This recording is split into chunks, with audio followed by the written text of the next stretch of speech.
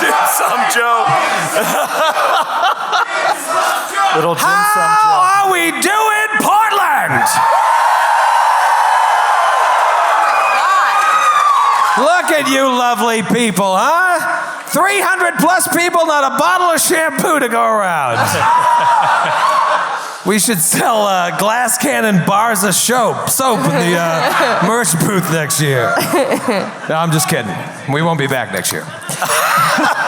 It's good. It's great to be back in Portland. Last time I was here, I had to be reminded that I was walking around with a fucking cane because I had a herniated disc in my back. Every step I took was excruciating.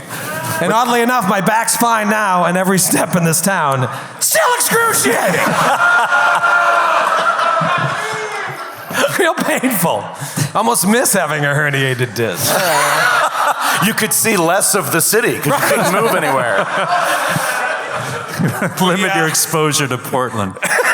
But for the record, the rest of us love Portland. Just this is only Troy's opinion. This does not reflect like anyone else up here. And I'm not pandering. Love the city. No, Skid literally talks about how he wants to move here every time we come. Yeah. Yep.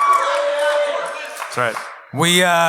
We drove down from Seattle this morning. Who was at the Seattle show last night?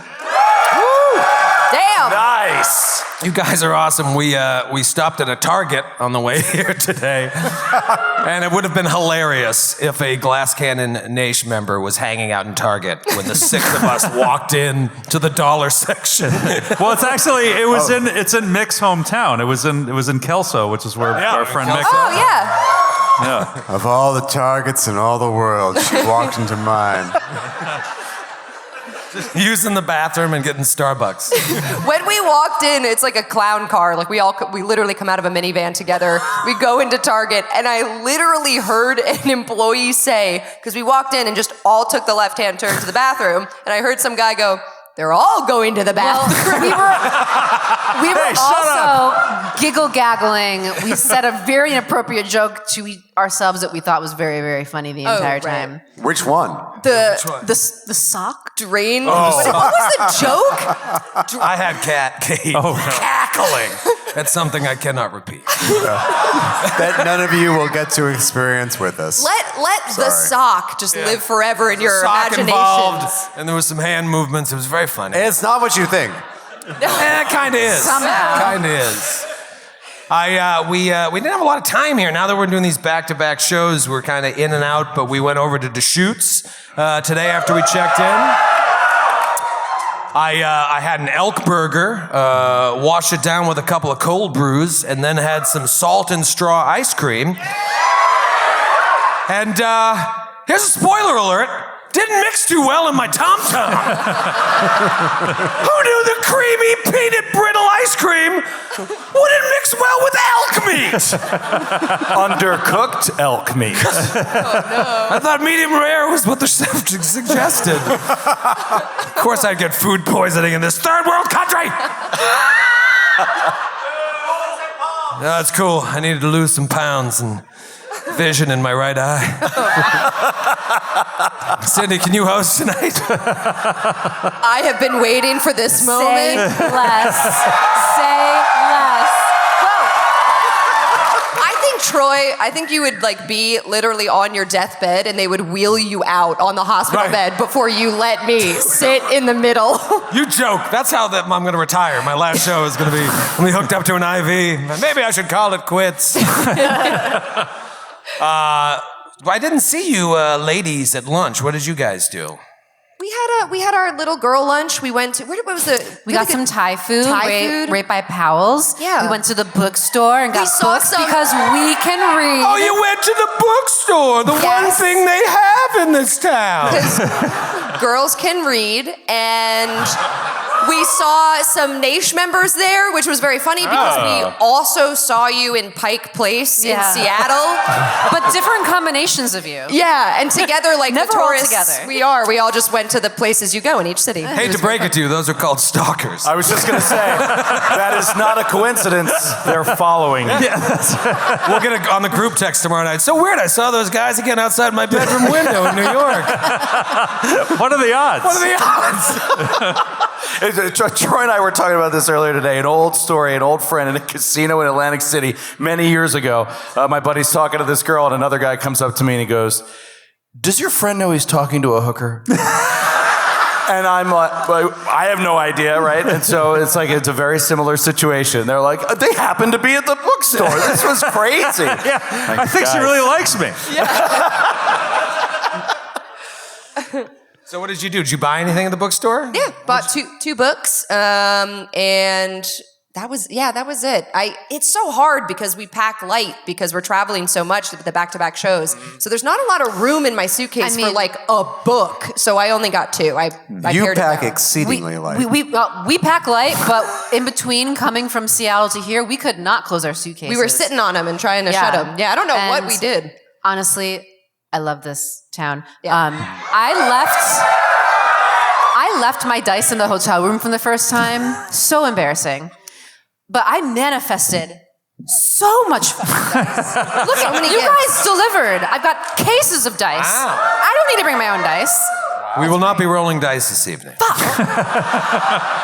It's a shame, too, because Portland is a great dice town. You get a lot of good dice here. It is. Always boosts my collection. And then, Troy's like, it's going to be all intense role play. No die rolls. Not even damn funny it. role play, just dramatic. Skid and Matthew, you guys left lunch and walked about an hour to get here. It's true. Did you see any sights? We walked by Amsi, which I love. Yeah. I always love to see a submarine moored in a river. You just get to see that. Yeah, honestly, that's the second time I've done that walk, and it's great. It's a great walkable city. There's reasons I would love to live here. It's great. Walkability is great. It was very nice. Portland weather was great. It's awesome. Okay. Yeah. You talk a lot about leaving. Are you going to leave? I always, it's a great dream of leaving all of you for somewhere. I do.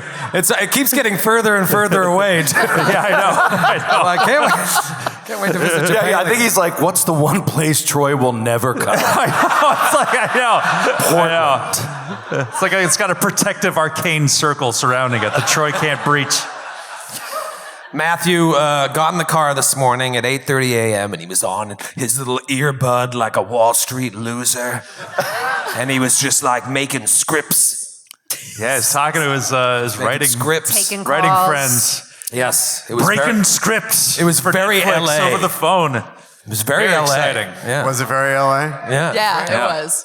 And rude. And Sydney started pitching as soon as we walked into the coffee shop. I heard his whole conversation and I was like, so they're going to have a fight on the show. Do you want me to pitch you fun fight ideas? And Matthew was like, no. And then continued typing on his laptop like a real writer. It was awesome to see.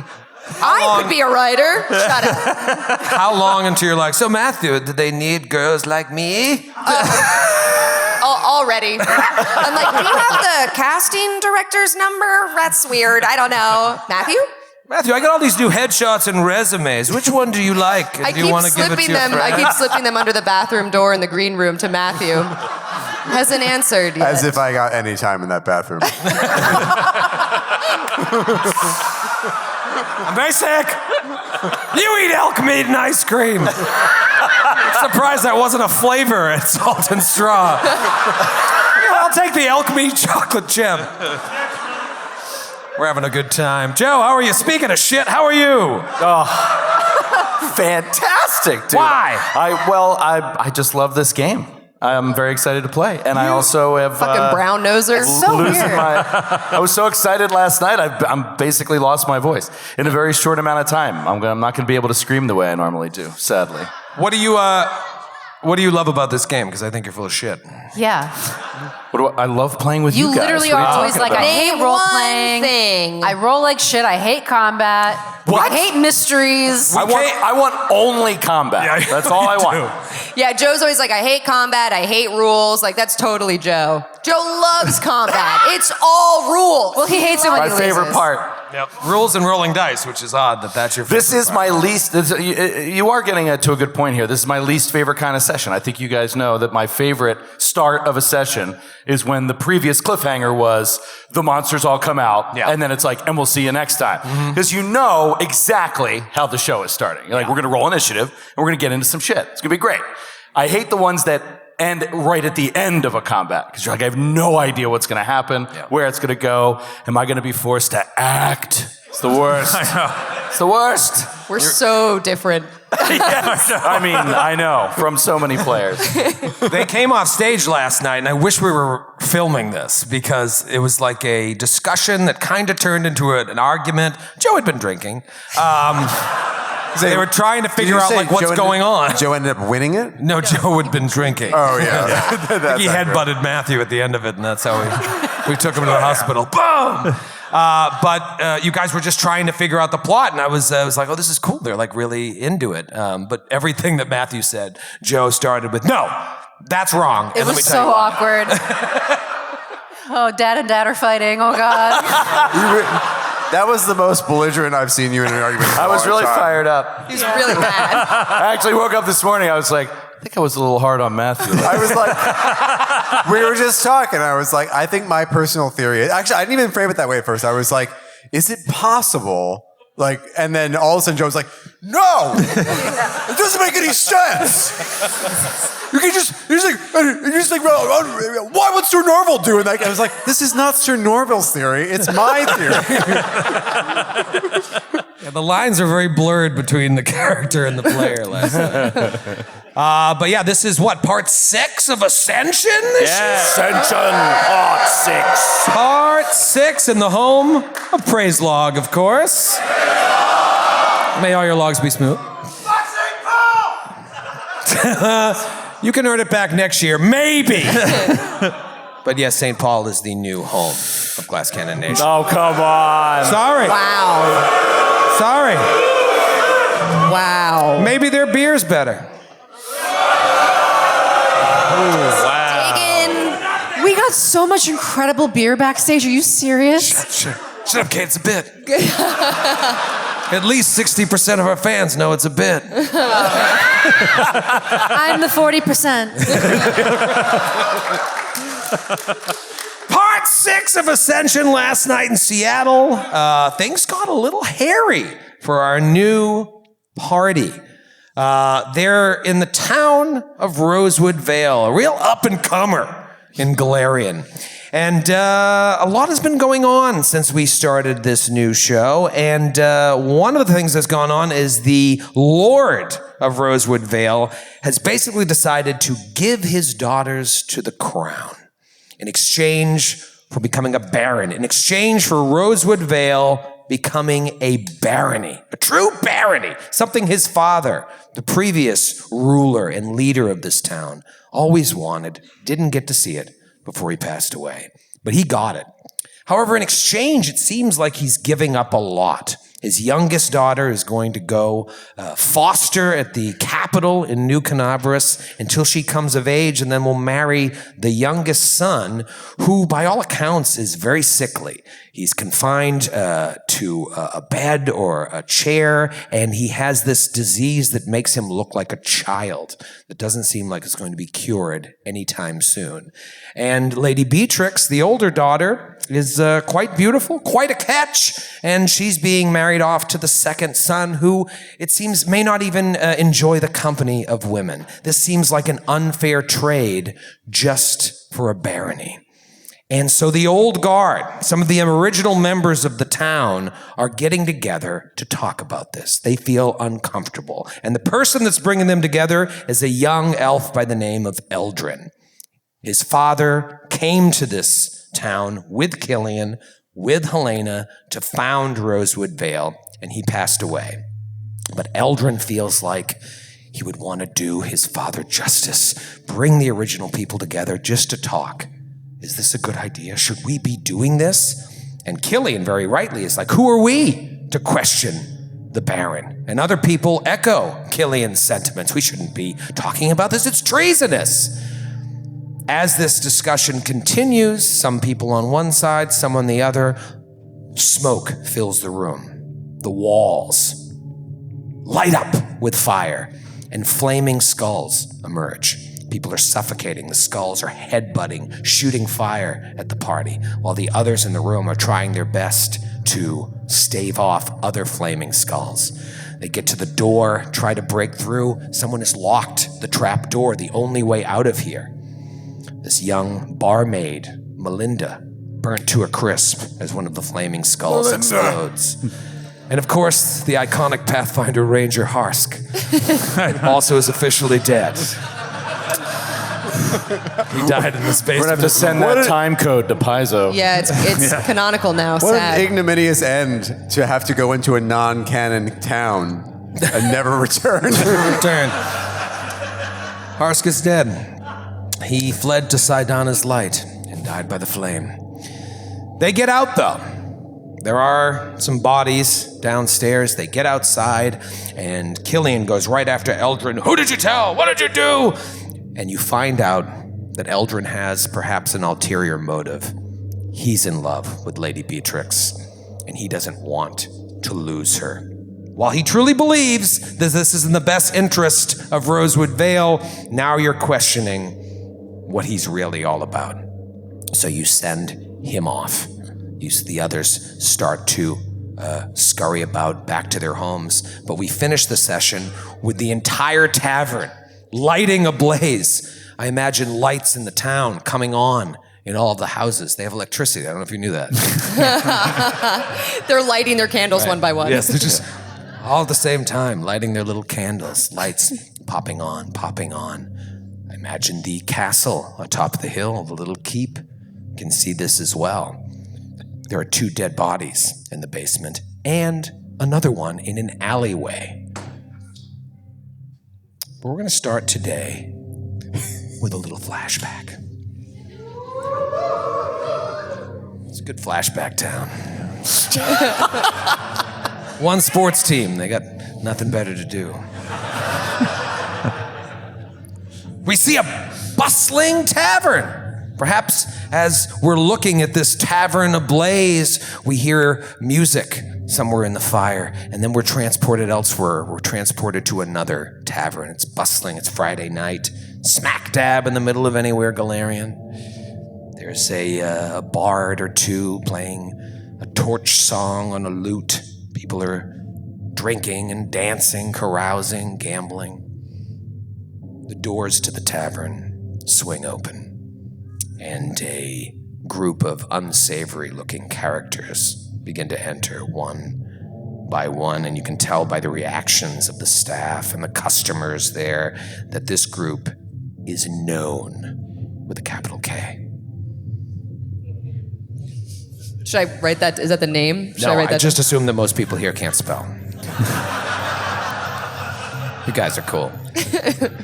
I'm so mean. One by one, these grizzled characters stroll in. The known gang. The known gang. The known guys. We see their, wry, smiling faces juxtaposed by the people who are there who are maybe looking on with trepidation. And one of the men that walks in is Oswin. Oh, he's in the gang? What? Yeah. Oswin's in the known gang. Thank you, Sydney. We'll say the leader of this band goes up to the bar, and the bartender says, "Oh, Mr. Beowulf, always a great pleasure to host you and your friends. What will it be?" This man, Beowulf, the leader of this outfit, what does he look like, Skid? He looks basically like a 6'5" version of Lemmy from Motorhead. That's basically what he looks like. It's like Lemmy from Motorhead. Says, "What'll it be?" He says, "What will it be? What will it be? Well, it's been a good week, so it'll be whatever my men want. And as much as they want. You'll take good care of us, won't you? Looks at the bartender in the eye. Of course, Mr. Bidwolf, sir. Snaps his fingers. Other people come to help, start pouring drinks. The gang spreads throughout the room. Start playing games, talking with the ladies that are present, some of which are clearly on the clock. But we focus back on Oswin, who maybe, what do you think, maybe you keep to yourself a little bit? Yeah, I think I may. Well, depends. I might be on the lookout for keeping my eyes open for a particular someone. Okay, so kind of scanning the room, looking about, and maybe another one of your buddies comes over. We'll call him Alden. And he says, "Hey, Oswin, look at that tasty morsel over there." And he nods his head in the direction of perhaps who you're looking for. What do we see? All right. A beautiful woman with sort of like strawberry blonde hair, like long strawberry blonde hair. And she's sort of holding court in a corner of the tavern, like smoky, dark. And maybe her and Oswin's eyes like meet, they notice each other like at the same time. And Oswin's heart just like leaps in his chest. And he turns and he just gets this big smile, like something like we've seen before, but with less weight to it, less baggage attached to it. And he turns to Alden and he like just taps him on his chest with his two intact fingers and says, "You just watch what you say about her, all right? She's special." What makes her so special? Well, look at her. Just look at her. Come on now. A girl like that, she could make her give up the life, you know. We're long past that, but maybe she could give up a night. What do you think? Do I have a chance? Hey, stop that. And he sort of like grabs him by the collar and he's just like, just don't. All right? All right. There's plenty of opportunities here. Enjoy So go yourself. avail yourself of them. And look, and he leans in, like he pulls him in close, and he like leans into his ear. He says, "Not a word to the big man, all right? All right.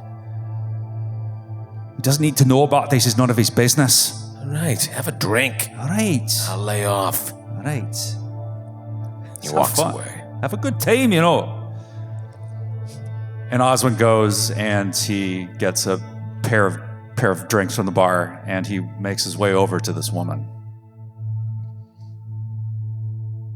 Maybe from there we cut to later in the evening, and we see her in bed, just a sheet covering her, and you're like resting on your arm, just looking at her, smiling, that same smile.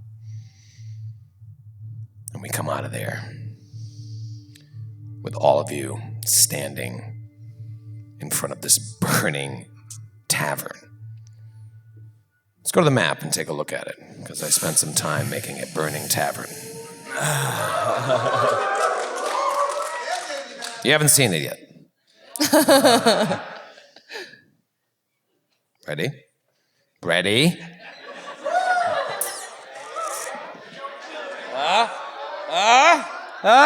Wait for it. Come on, you piece of shit! Come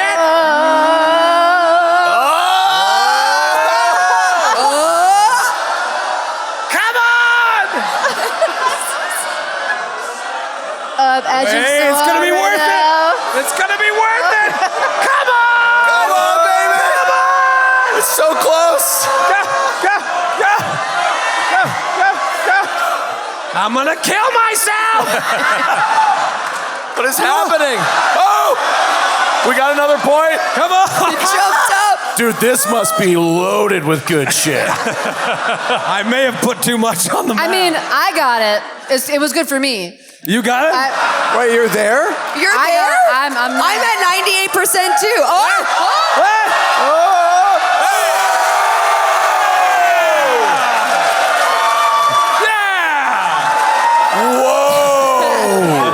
Yes!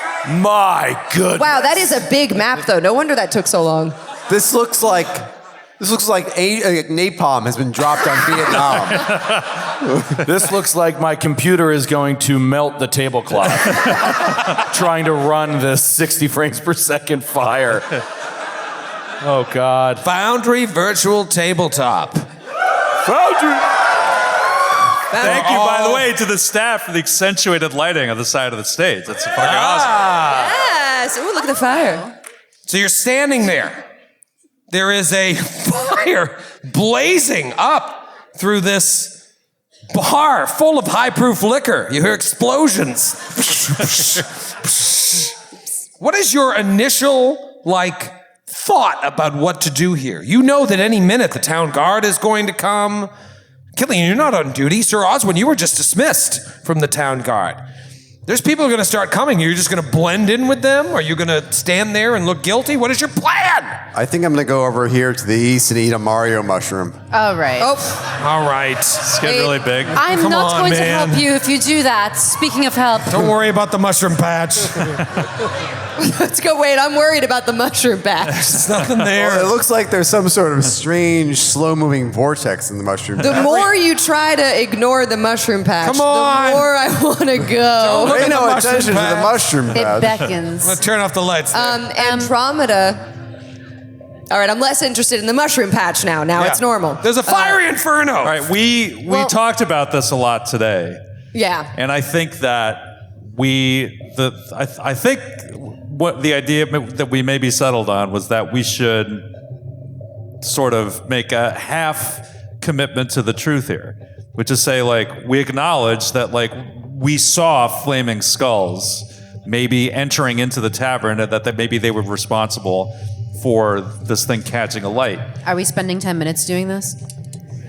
What are you doing over there? Well, I think before we would get Well, to 10 Killian's minutes. bleeding out of his eyes and mouth and ears. Yeah. I think he comes to Helena and is just like, quick, heal me, quick. And he's like, Yeah, because they see if we're injured from combat, that's going to raise further questions. right, exactly. So we can say we fought Flaming Skulls a little bit, but he doesn't want to make it look too bad. And then he wants to, I think he's going to say, you have to get out of here. You've got to go to Helena. Killian and I will handle the affairs with the town authorities. The rest of you, make yourself scarce. We'll reconvene. I don't think you want to be seen here if you can avoid it. We can't, but we'll try to keep your names out of it. Andromeda looks at the bottom of her robe, which is completely singed. She smells like fire, so she kind of feels panicked in that moment of, I am not supposed to be here at all. I would be in trouble for being away during the night. I would get in trouble. So Right. she is like, okay, I'm going to go back to bed. You do not see me, and I will talk to you tomorrow. Good night. Helena? Yes? Oh, I'm sorry. Should we Killian, walk? 29. Whoa, phenomenal. Well, that's Wow. 2 of them. I just did 2. Oh, okay. Do you need any more? No, thank Okay. you. As you're standing there and Andromeda is saying goodbye to scurry back to her post, you hear sounds coming from the wreckage. Sounds of crying and screaming. Sounds that seem to overlap each other's. And then that sort of coalesces into a chorus of voices that is, you cannot silence our souls. Your pride hammers away at our tomb. You will not build the foundation of your future upon our bones. The cycle will forever repeat itself, forever amongst your weak-minded kind. Your doom is inevitable. Everybody roll a will save. What? Whoa. What the? We are And I rolling couldn't die. possibly do justice to the voices you hear because you hear that chorus of voices all sort of overlapping each other. Men, women, ethereal, different languages. Inevitable. What'd you get, Sydney? I roll the die given to me that the inspiration for this specific die was Emerald Spire, my first Oh, I got game. one of those. 6 years ago on Glass Cannon, and I rolled a natural 20. Thank you.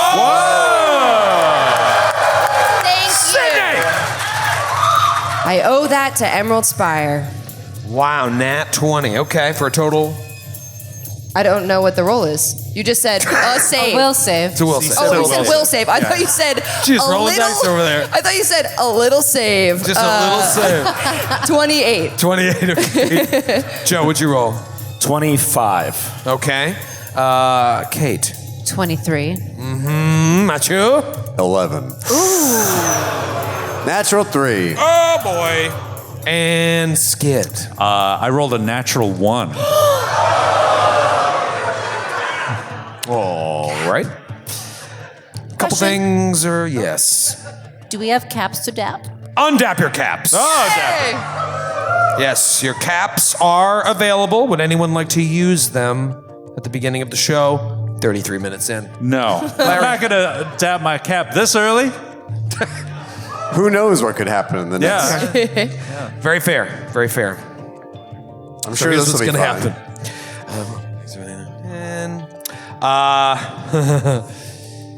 Sir Oswin.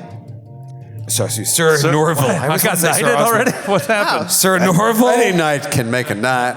and Oswin take 50 points of mental damage. 50. 5-0. Sir Norval falls unconscious. Yeah. I'm at dying too. So you would be a dying 2 as well, Sir Norval. The rest of you take no damage.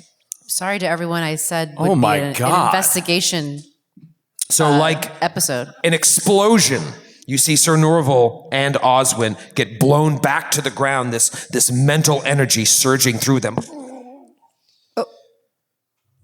Let's roll for initiative. Yeah.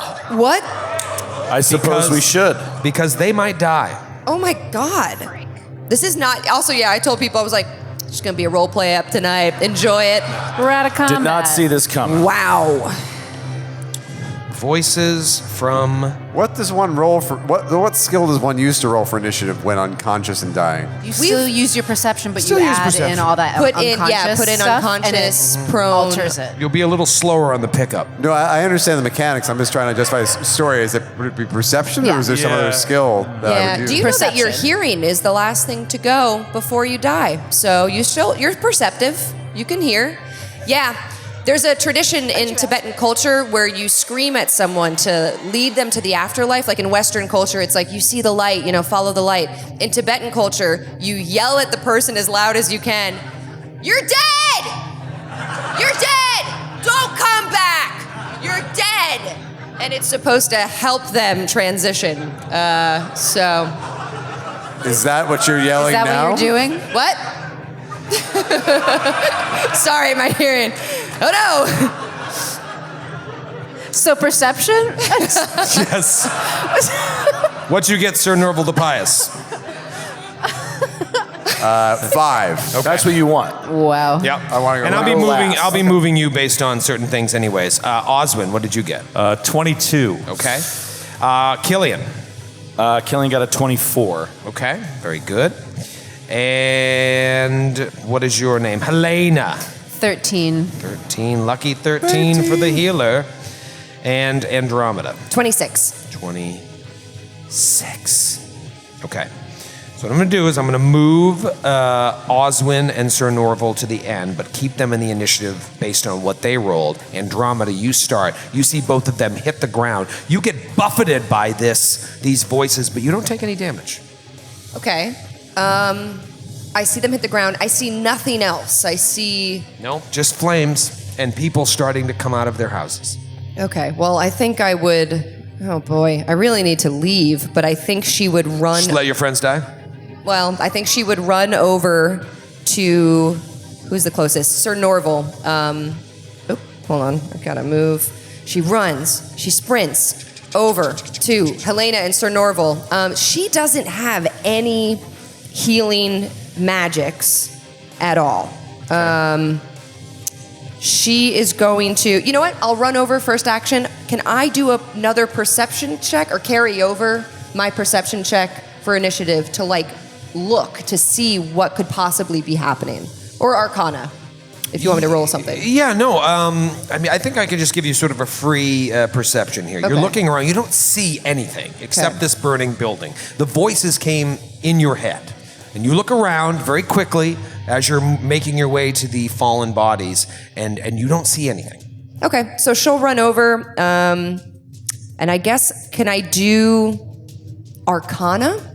We never did it on the skulls either. Can I do some sort of check in general on this clearly necromancy stuff and figure out, or Yeah, like, give me an Arcana and see what you see. I have recognized spell. I don't think that's a spell. I have my Arcana's better. I'm a wizard. I could do religion. Do religion. Okay. 16.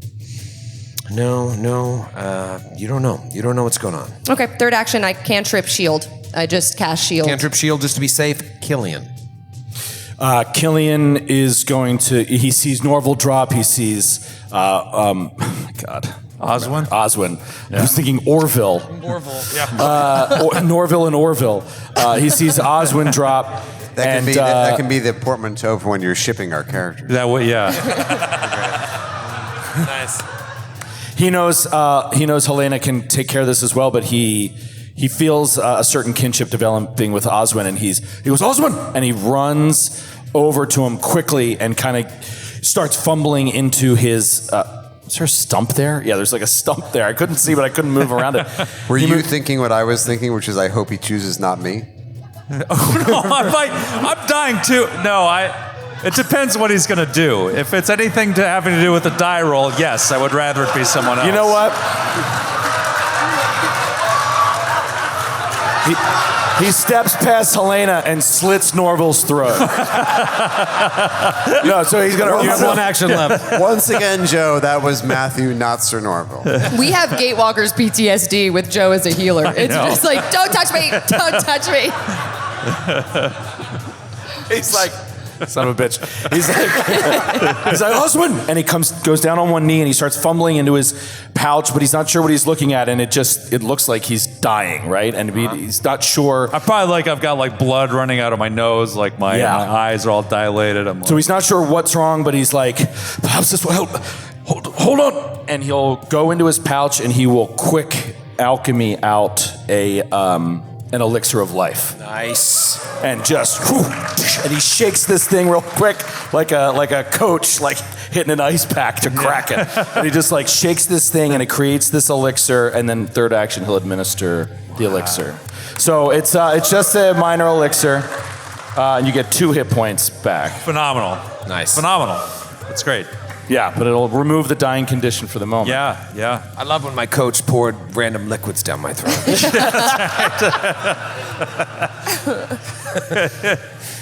All right, Helena, it seems like Oswin has been stabilized. You want to just call it a night, go back home? Yeah, I think we're good here. I think everybody's going to be just fine. All right, so, I mean, battle medicine, I guess, on Sir Norval, unless maybe a 3-action heal would make sense to get everyone, because everyone's a little bit down. I'm actually, I didn't get hit at all in the last fight, and really? I'm chilling. Yeah. Oh. Being a wizard is sometimes very awesome. Wait, you escaped all of the death throws? Yep. It's because she climbed up on those crates full of rum. Yeah. It was safe up flammable there. You crates didn't full- think it was, flammable but rum. it was. Yeah. All right. I'll say I like the 3-action heal because battle medicine is still a roll. And you Yeah. don't know, you could hurt him. And then, I can only do it once per 10 minutes, I think, depending on Right. my feats. We're in a hurry. There's Once a lot a of us day. hurt. Once a day. Do the 3-action. Do the 3-action. Well, I think I have a feat that lets me do it once every 10 minutes. Continual recovery. Yeah. Yeah. Or no. No? I don't know. Anyway. But I just learned how to read today with my new book that I got. Yeah, I think you have something with battle medicine where it's like once an hour or something. That's pretty But cool. do you want to risk? No, rolling? I'm going to do the 3-action heal. So that means. I mean, and 30 everybody's foot in range, and emanation. so is the house and the fire too. So if Yeah, whatever you could- is happening, maybe you could heal it the can be wood. hurt by vitality damage. Oh, true. Maybe you can heal the burning door. No. This Like, one's don't be fun. silly, Troy. Joe said something dumb first. Like, go. So that's 5 points of healing to everyone. All 2d8. right. The door comes to. Oh, thank God. Find me a new home. All right, so Okay. that brings Sir Norval up as well. I mean, at least you're awake. You're now wounded, and so is Oswin. And I will say you are out of combat. Oh, okay. Whatever this Oh. was a one-time burst of mental, psychic, sort of in your brain, from beyond bullshit. And this all happens, you know, when in the course of 12 seconds, and people are now starting to congregate, and they're like, what were those voices? What were those voices? Did you hear that? Did you hear that? And you hear someone in the distance, Melinda! No. Oh, no. Has anyone seen Melinda? Oh, no. Well, this is awkward. 7 children and I are looking for her. Wait. Oh God. You don't have to say anything, Sir Norville. You don't Wait, have to say anything. this brings up another thing. Didn't you and Melinda get together? Life is a complicated series of twists and turns. Love knows no bounds. And doing the work of the goddess sometimes requires a bit of moral calculation. Harsk! Has anyone seen Harsk? No one is looking for Harsk. Stop. It's Mrs. Harsk. Literally everyone. This is Harsk. Literally everyone he knows is back in canon. It's Ezrin. He's like, have you seen Harsk? Yeah, of course. My friend. We have to all do of a all cover of his friends shoot. and family are dead. This is 100 years after his heyday. That's right. They're all dead anyway. So Ezrin is walking with the cane, trips and falls into the burning building. And that is the canonic end of Ezrin. Yeah, okay. We have a cover shoot tomorrow for the next Adventure Path.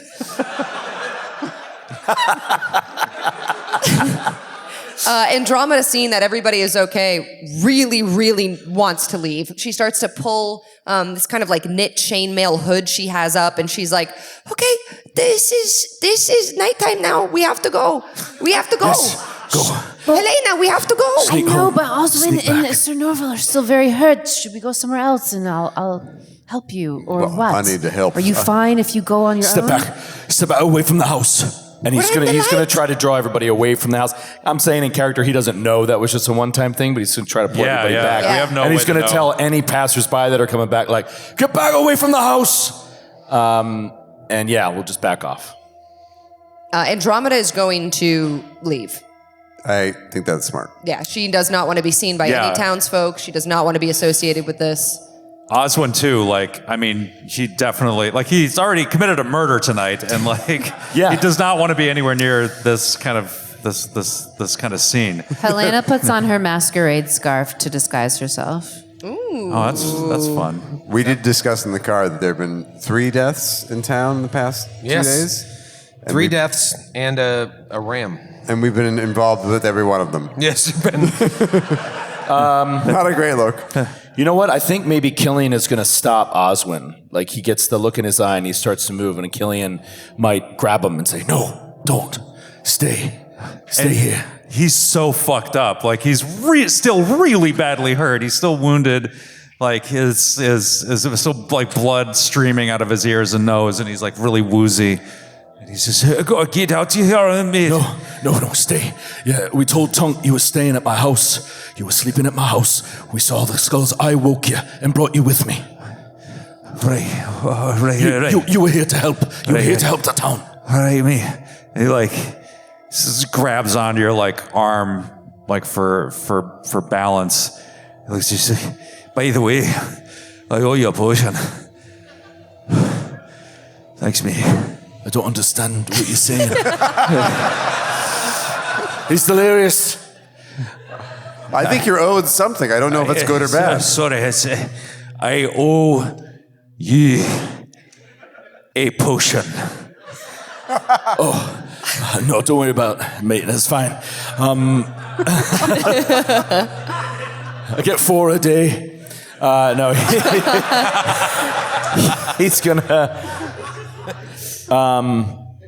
So he'll look to Andromeda leaves. Right? Yeah, she knows that you're okay. She trusts Helena can heal you, or you will find help. There's townspeople coming, but she needs to get back to her annex. And also, Silverfrond is scary. She does not want to run into Silverfrond coming to find this. So she's gonna run back. A fire in a small village like this is big news. It's like Oh yeah, that and the could be magic advisor. catastrophe. Yeah, the magic advisor would come to help if needed as well. So she's not wanting to be here. Yeah, so you do see there are people now rushing from the keep, and it's not long before Barvis Tonk and the town guard that were on duty come rushing down, and Tonk is just like directing people, yeah, we need water, and sure enough, Rydian Silverfrond is there as well, and he's like, Caster, help! And Rydian is like casting water spells, filling up buckets, and they're throwing it on there, and Barvis sees you and says, Killian, thank God you're here! Help! We must put out this blaze! Wait, just give me a moment. And he's treating wounds on Oswin. He's in the midst of attempting to treat wounds. Okay, you've got this. I'm going away now. no. Bye. Oh no. I rolled a natural 1. It's so unbelievable. Oh my God. I am immediately forced into a cap tap. I have to cap tap. I mean, he's wounded 1! He has I 2 know. hit I know. points. It'll kill I'm him. right here, Killian. I asked you. Do you have the die? Oh my God, if you Sorry, dap mate. this cap and Sorry, fail mate, again, this you is- could kill him. It's been a while since I've done this. Son of a bitch. All right, there we go. That's a success on the reroll. Okay. Woo. Don't applaud that. God. It's not heroic. Not believe Yeah, you. rough rolls. 6 more points of healing. But yeah, he's just, and he's only going to have time for 1, really. And he just sort of patches up what he can with some bandages, and then he'll hop up and start trying to fight the fire. I love this. And so it's just like casting spells and everyone's coming together and we just see this like, this fury of people trying to put the fire out. Oh, can I do something cool? He's going to drink another extra. Boom. And he drinks a cheetah elixir that makes him freakishly fast. So in like the bucket brigade, he's like grabbing buckets, bringing water, dousing fire at like inhuman speed. Inhuman speed. And luckily, with the help of the town guard and the other townspeople, you put the fire out before it spreads to the inn or the many homes of Rosewood Vale. It's still on the map. It will take too much time to put it away. Wait. And the fire is out. Ready? Yeah. There we go. It's gone. My favorite detail of this amazing Angeline poster is the flaming marshmallow in Sir Norval's hand. Yeah. Everyone's doing like badass shit, and Sir Norval's like, Because she knows your character's a joke. We're having a good time. yeah. I've killed like all of your monsters. True. How dare you? They're not mine. All right, so now you can go back to the map. The fire's gone. I will flash forward. I could flash forward to the next day, but I don't want to speed through if there's things people want to do. Like part of me wants to, like now it's the light's coming up. I mean, I think we should account for what we say and do in the aftermath of this Yeah. to the authorities. Yes, this is going to be very important. Right now it's hectic. Right now it's crazy. They're putting out the fire, but there's going to be a lot of questions. There are missing people. Melinda, Harsk. They're going to find this body. Have you seen this man, this dwarf? And it's just all like covers of APs like up all over We town. have several pictures by several different artists. He's fought so many creatures. Let's check in with Andromeda because you made a decision to sneak out of there. I imagine you're leaving and you see Rydian come up. And I just love this idea of a court wizard that comes in and is just fucking casting spells to help put out this fire. Yeah, and Andromeda's like on the outskirts now, moving away, but she knows it's Silverfrond, and there is a part of her that despite Silverfrond being so cold and kind of shitty as a mentor, not a very good mentor, Andromeda's not really learning a lot. Like she should be in this position. But She doesn't seem like this is a priority for Silverfrond to be teaching you. Not at all. No, Silverfrond. I was assigned, this town, and Silverfrond just completely does not care about teaching me as an apprentice. She doesn't respect you. No. Which means she doesn't respect herself. I don't know that that's necessarily true, but And That's a pretty big jump. but there is this, despite Andromeda not feeling like a kinship, like she thought she would with her mentor, like so many people talk about, she does see her casting these spells. And she does kind of stop and just watches in awe of how cool civic wizardry. wizardry. Exactly what I went. I love Dude, that. I really love how you're selling this. I'm buying. She went Civic to wizardry. school. That's She cool. went to Committed school. to civic wizardry. is so cool, you guys. I love that. Wizardry, so I mean, that's cool. what this is. This is exactly how Andromeda was regarded at school. She's like, civic wizardry. Can't you imagine this helping of the people to stop a fire, to build a road? And people were like, that sucks. So she's in awe, and she starts to back away, and then she thinks she has what Andromeda calls a naughty thought. Oh. Sydney. Careful now. I just get had his I drops. miss my fucking board so much. But she has a naughty thought, which she doesn't allow herself to have often, but she thinks, if Silverfrond is helping with the fires, then that means her office is open. And you see Andromeda. Civic wizardry at work. This is like civic responsibility in the same way like the Watergate break-in was civic responsibility. The CIA is civic wizardry. Oh, so now you see Andromeda. Civically inclined arcana. It's for the people. She's doing this for the people. Sure. Yeah. She sprints back towards where Silverfrond's office is, and she would like to try to get into the office where Silverfrond had that book about pregnancy and herbs. She wants to find that book. You want This to is go the back, moment to strike. back into Ridian's study. Yeah. All right. Well, she did leave in a hurry. Give me a percentile roll. Let's see if she left. She had the time, the foresight to think to lock her door. Can we invoke Or the not. Dell rule, the 8669 on this percentile roll? I think that's fun. Are they critical successes? Well, if you roll an 86, the worst possible Okay. thing happens. Yeah. If you roll a 69, the best possible. We Like- have Ukini-chan, one of Dell's players in his home game, is here tonight. So right Yeah, So- I guess if you roll a 69, it's unlocked, and the room is full of ice cream. there. Ice cream and money. Held in magic frozen suspension. now with this sort of grading of the numbers, I don't know what this means, but a 15? 15, the door is locked. Okay. Do I know if she keeps a spare key anywhere nearby? Is Ridian a little forgetful? Yes, Does she keeps it on a necklace around her neck. Ooh. Okay. She's got a lot of wizard shit in there. Yeah, I mean, I could break the door, but that's insane. You don't have thievery? Do you have a spell? How could you break the? You're talking about telekinetic projectile. Yeah, like I could break the door with spells, but I don't have. I have like dispel magic, but I don't think this is a magic lock. Okay. I don't really no have thievery. no thievery, untrained in thievery. I don't really have any. She's not a thief. Could I just actually try to break the lock? Yeah, let's have some fun here. Okay. Don't worry about the repercussions. I'll worry about those. Don't worry about spending the next 30 minutes going boom, boom, boom.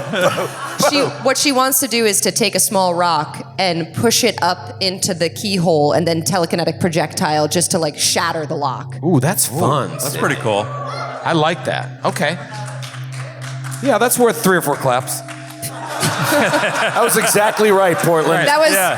four That was an players, Yeah, four good players work. who've done this in their own appropriate amount game. of claps. Completely proportionate applause for that Yeah, no, action. it's fun. It's like, I would feel, And she whispers, Civic Wizardry. and we'll say this pebble perfectly destroys the inner workings of the lock, and the door just opens. Dude, I thought it was cool. It is so amazing that you'll be able to do that whenever there's a lock for the rest of the campaign. I'm so psyched. Yeah. Well, it's a basic lock. He's backpedaling already. For the record, I really hope you get business cards made that say Civic Wizard. Sydney Amanuel, Civic Wizard. People will be like, what the fuck? I think people think you're going to be like a community organizer or like or city planner, and you're like, no, I just play role-playing games. No, I play a wizard. Okay, so she pushes open the door. Yeah.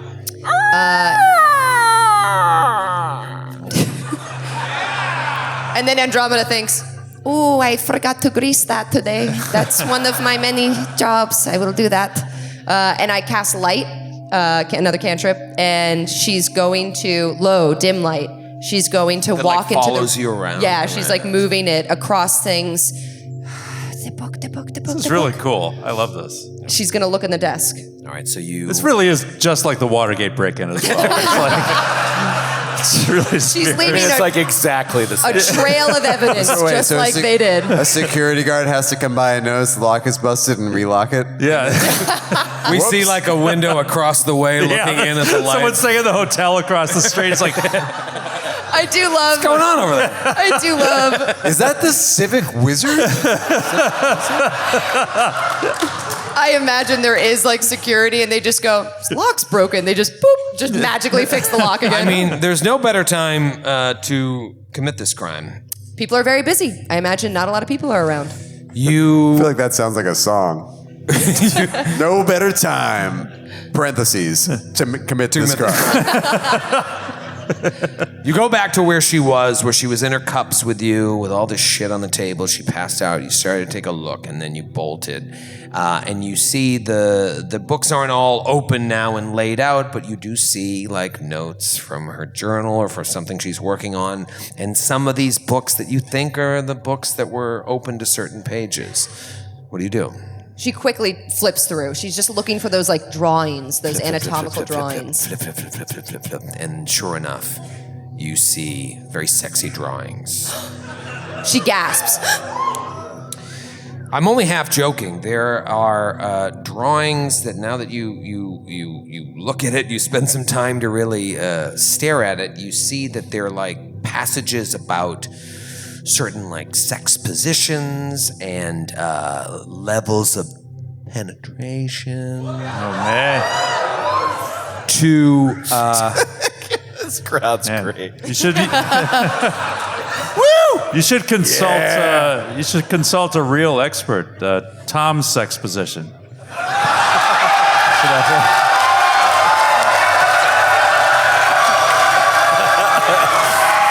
give that guy another bottle cap.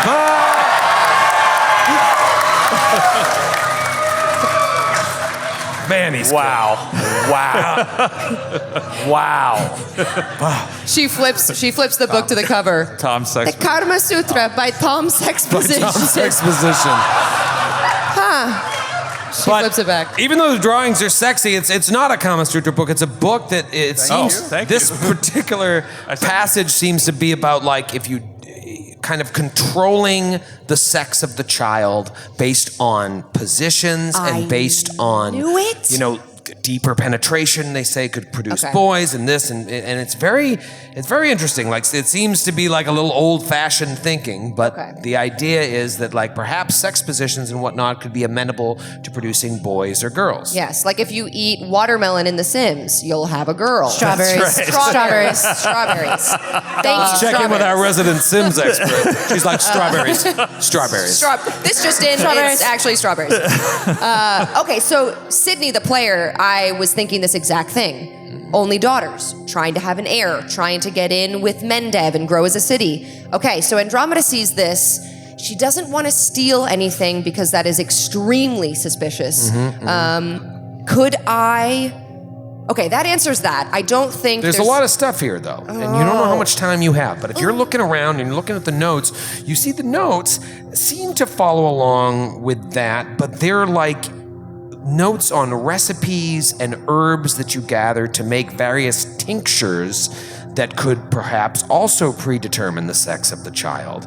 And as you look at Rydian's notes, again, you're doing this all very quickly because you know if someone's going to walk in any minute, you get the sense that she has made several of these tinctures over the past year.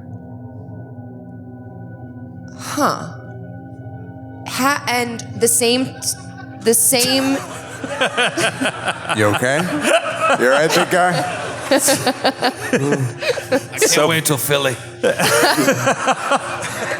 Do I get the sense from reading these, is there a name of the, like it's the same tincture or it's like tinctures? It appears to be a formula that she has made over and over again.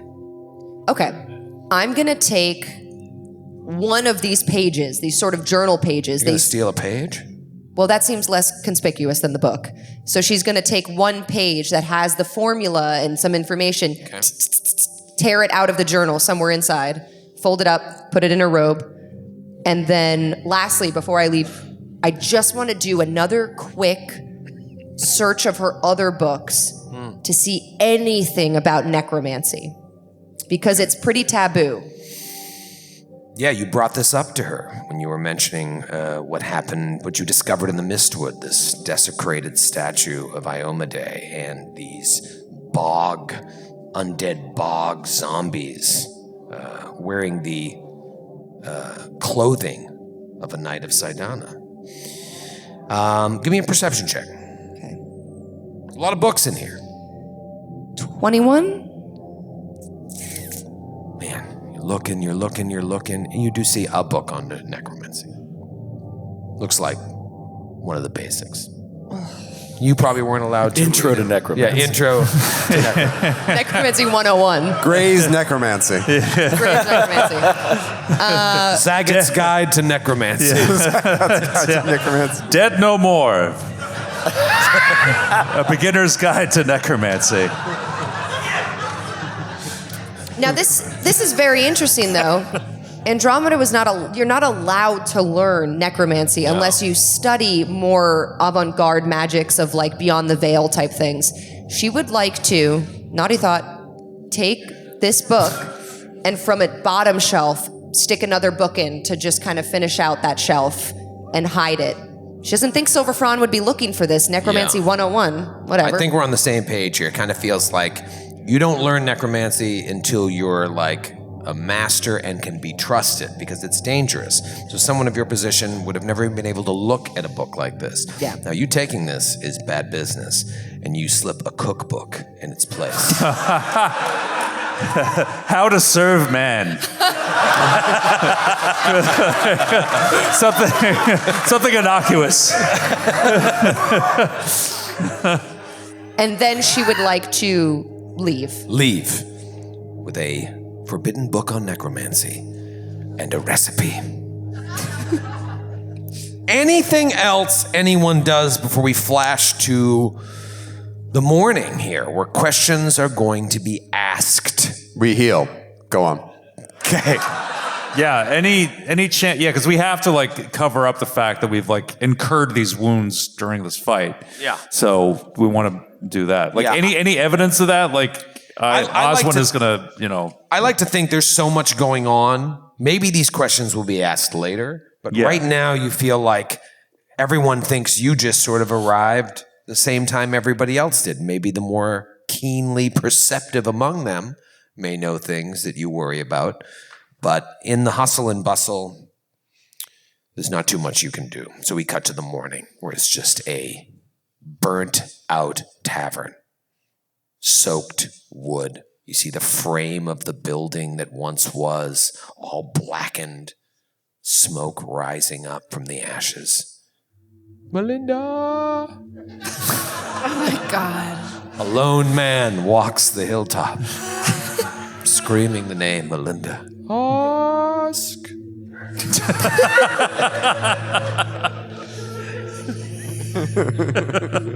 I feel like we should get into a meeting of the town guard. I feel like that's what we need to do. So Barvis, yes. Sir Norval will attend. Oh. That is rude. In direct contradiction to your orders? I mean, I don't have a training program yet. It's only been 6 hours. All right, so we'll say Barvis is I'm like... good, but I'm not that good. We'll say Barvis is there, and he's talking, and he's like, thank you for... Oh, Sir Norval. I'm here to help in any way I can. And I appreciate it. You've always been very helpful to the town guard, but I have been instructed that you are no longer a member. Consider me a liaison from the Order of Sedana. Very well. Gentlemen, there is a lot going on. Today is Fire Day. There are scouts arriving ahead of the retinue that is arriving tomorrow. The scouts are arriving today. And there are 3 missing people. Well, 1 dead body and 2 bodies found in the wreckage. What? A dead body where? There's a dead body found outside of the other tavern in the alleyway. Looks like he was stabbed, perhaps from behind. Oh. All right. And then Who was it? it is an outsider, as far as we can tell. Someone not from Bar here. fight of some kind. I've asked around, and someone said they saw him at the Mockingbird the other day. But then he had sort of bounced around, and again, no one really knows who he is. He's an outsider passing through. Maybe he made an enemy in his short time here, but there were... That's preposterous. Killian immediately puts 2 and 2 together, and it's just like, oh shit. So Oswin killed him. We have this body on our hands, and then there are 2 burnt bodies in the basement. Who are they? We don't know, but it has been reported that there are at least 2 people missing from town. Do you know Frank Story? Frank, sorry.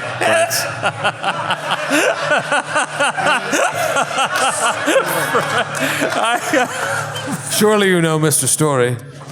Oh, Mr. Story and I go way back. What you know his tale he tells about how he went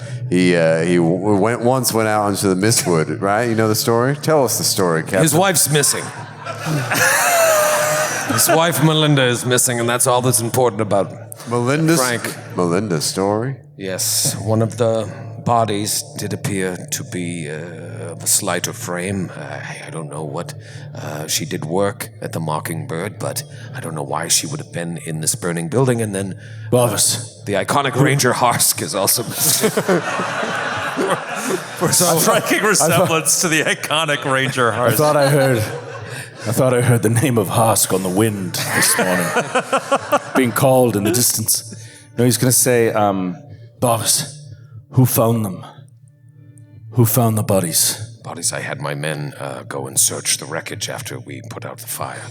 And there were these 2 bodies found in the basement. Did they perhaps set the fire? Were they trapped in there? I do not know. We searched the area. I believe they were trapped. It's a hunch, of course. We'd need to investigate further, but I saw something. You arrived before I did. What did you see? We saw more undead threats coming up from the ground, I guess. I don't know, but... Some of the other members of the group were like, undead. It's true, I saw the same. There were green... Skulls. Flaming skulls that came...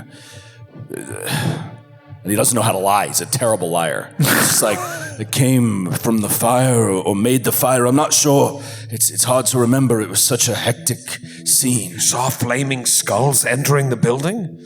I saw flaming skulls in the building. I'll say that much. Wait. I'm sorry. You were in the building? No, I mean like amongst the fire. They came from the fire. And you believe these skulls set the building on fire with perhaps... Well, they were on fire, but...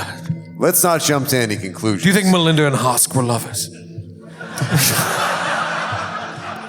Just trying to have a simple night of passion until these Surrounded by crates of rum. And flaming skulls. I hope that they were lovers. I hope that in their final moments they were able to reach a moment of shared physical intimacy. And their souls created a fire more holy and sacred than anything. Are you suggesting that the friction of their lovemaking set this fire?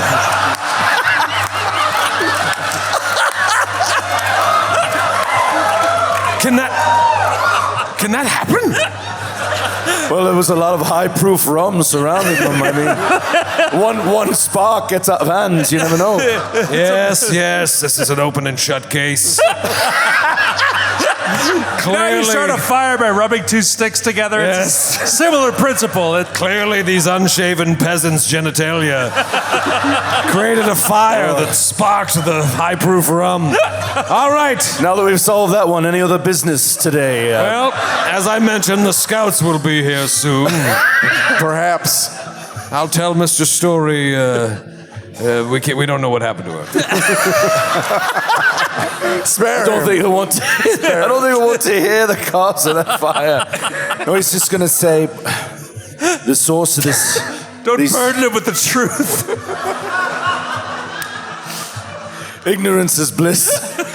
Wait. This is just one theory. I can offer further evidence. I knew Melinda's story, and I can say, upon my oath, as a member of the Knight of the Order of Sedana, she was quite frictive. So, Novel, I will swear. just chill, Sir Novel. You're here as a guest now. I'm not going to go to Mr. Story and say that his wife was having an affair, tawdry, frictive affair with an iconic dwarf. With the iconic Ranger Haas. I'm not going to smear the reputation of the iconic Ranger Haas. You go to Mr. Story and tell him that. Let it be written in the annals. We of the need history of Galarian. The iconic we need to at least consider that something else happened here. Let a picture of that grace the next cover of Pathfinder Weekly.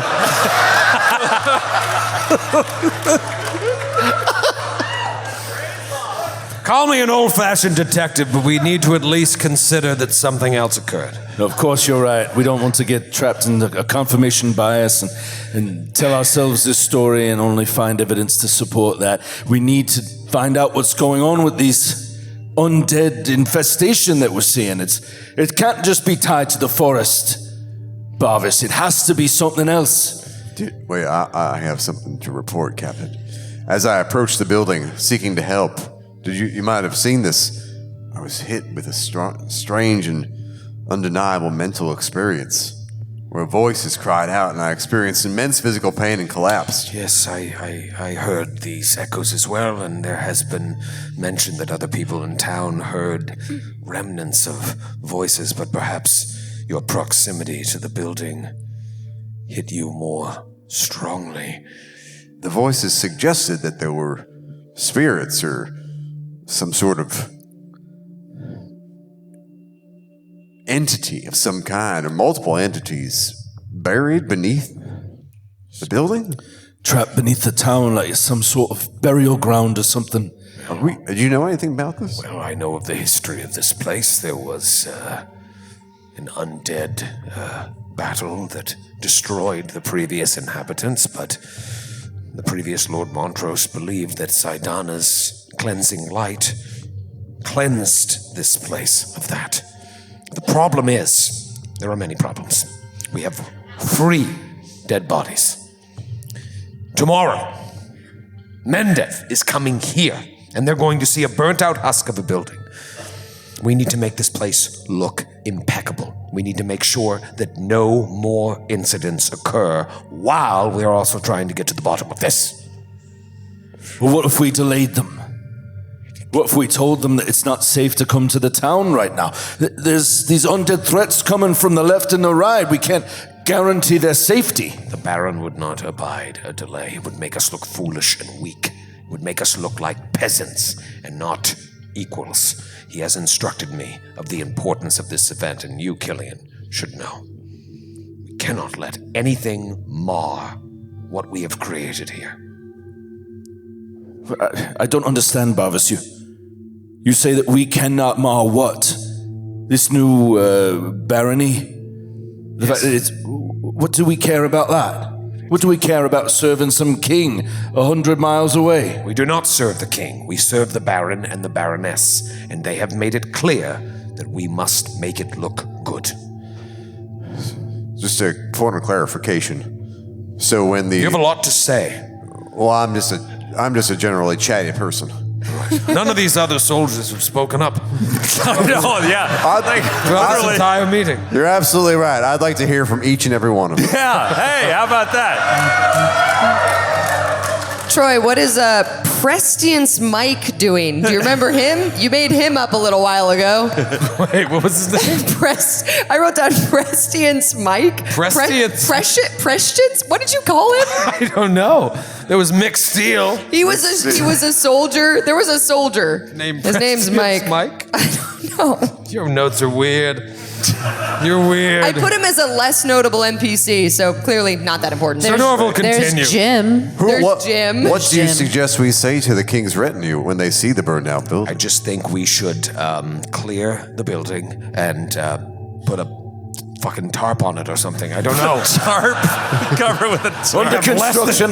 We have hours. For upgrades, repairs.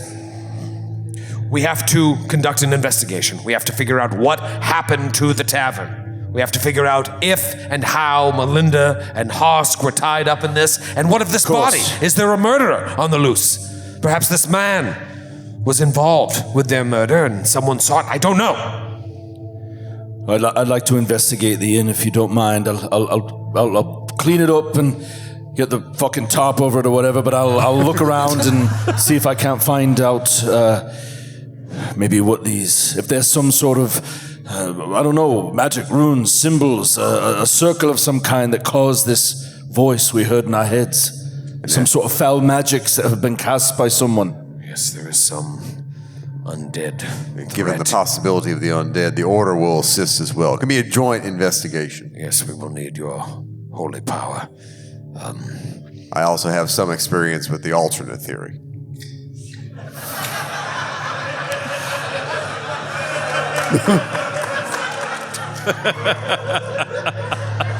I am, of course, but a peasant myself.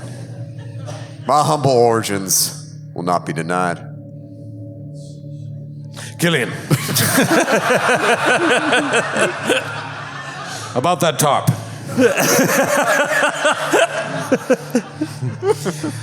And we'll fade out of that scene. Thank God. Let's check in with old Helena. Yeah. Helena, what are you doing during all of this? I mean, I think the first thing she does when she wakes up is she tends to the daughters and maybe goes into Lady Beatrix's room. Oh. Is helping her get ready for the day. Normal things, nothing really out of the ordinary. I'm like thinking maybe she's, brushing her hair, trying to do it in like a nice braid, practicing for tomorrow perhaps, trying to figure out what style they want to go with. And as she's just kind of like doing that, maybe they're chatting and she goes, when were you going to tell me about Eldrin?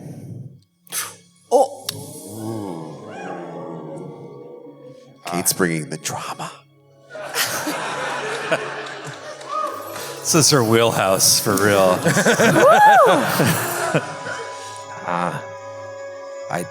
I don't know who that is. Beatrix. You know how I tend to know things. It's fine, you can confide in me. We don't have much time left anyways. Let's just chat. She's very uncomfortable. As am I, role-playing this.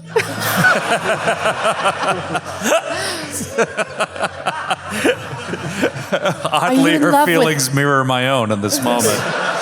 Are you in love with him? It doesn't matter. I have to do my duty. It is for the best of the barony, and I will do as I am told. Eldrin will find someone else. Yes, he said you said that. You would say that. You spoke with him. Well, how do you think I know these things? I don't know. What do you want me to do? Do we have to send you? I don't have a choice. Can't you just tell your mom and dad no? No. I'm only 18. I'm an 18-year-old girl.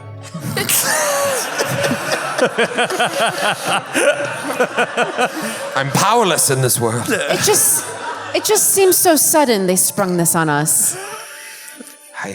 I'm sure the young prince and I will find a way to love each other. Do you think he'll favor me? I think he'll have the same duty that you have to his family. Good. Please don't speak of Eldrin I won't, but to my parents. I guess in exchange, Are you blackmailing me? well, we're keeping secrets here, and I would like more information. I don't know. If you have it, how I mean, can be of help. I was surprised to hear that you were going to be married off. Were you? My mother and father told me that a day may come when such a thing would happen. Though I am surprised at the match, I was not surprised. Maybe not thrilled, but it is not my place to judge. Has your mother prepped you at all? I haven't spoken with her since the festival. What do you mean prepped? Talked with you about your betrothed? Betrothed? Is that what you call it? Betrothed? Betrothed? I've never been married. Are you... It's not for me. I know how it all works down there. Wow. I mean more of what this trade is entailing. Why you were being sent there. Well, so that we can take Rosewood Vale into the future as a part of this country and not an independent village. I am doing a service to my father and my grandfather and for future generations, and maybe someday the older prince could get sick and I could be queen. Who put that into your brain? Just daydreaming. Just daydreaming. People get sick all the time. Like your mother. What do you know about people getting sick? She's pregnant. Sometimes pregnant women barf black bile. Is that what she told you in her talk with you? No, I read it. You read it? Have you been hanging out with Silverfrond? No, she's weird. Not as weird as her lame apprentice. She sucks. Listen, no, don't say that. She's odd, but she's nice. No, she stinks. She's... I don't think she'll ever be a civic wizard. Cut to Andromeda in her room, her covers over her head, her light spell on as she reads this recipe about the black bile stuff and the pregnancy. She's just smiling and reading. Zoom out, alone in her room. I don't know who put this in your head. If there was a chance that you wouldn't have to go, how would you feel about that? Do you know something I don't? No, just chatting. Just chatting. I have to do what my father says. Okay then. And she just keeps brushing her hair. She's like, maybe I'll talk to Ow, that hurts. Lady Violet. Ow. Well, you've got all these knots in your hair. What have you been doing? I don't know.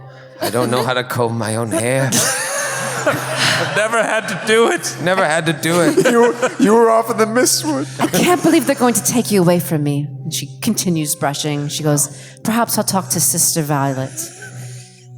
Yes, Auntie Violet. She has not come around much lately. And we fade out. What do you do in that tarp?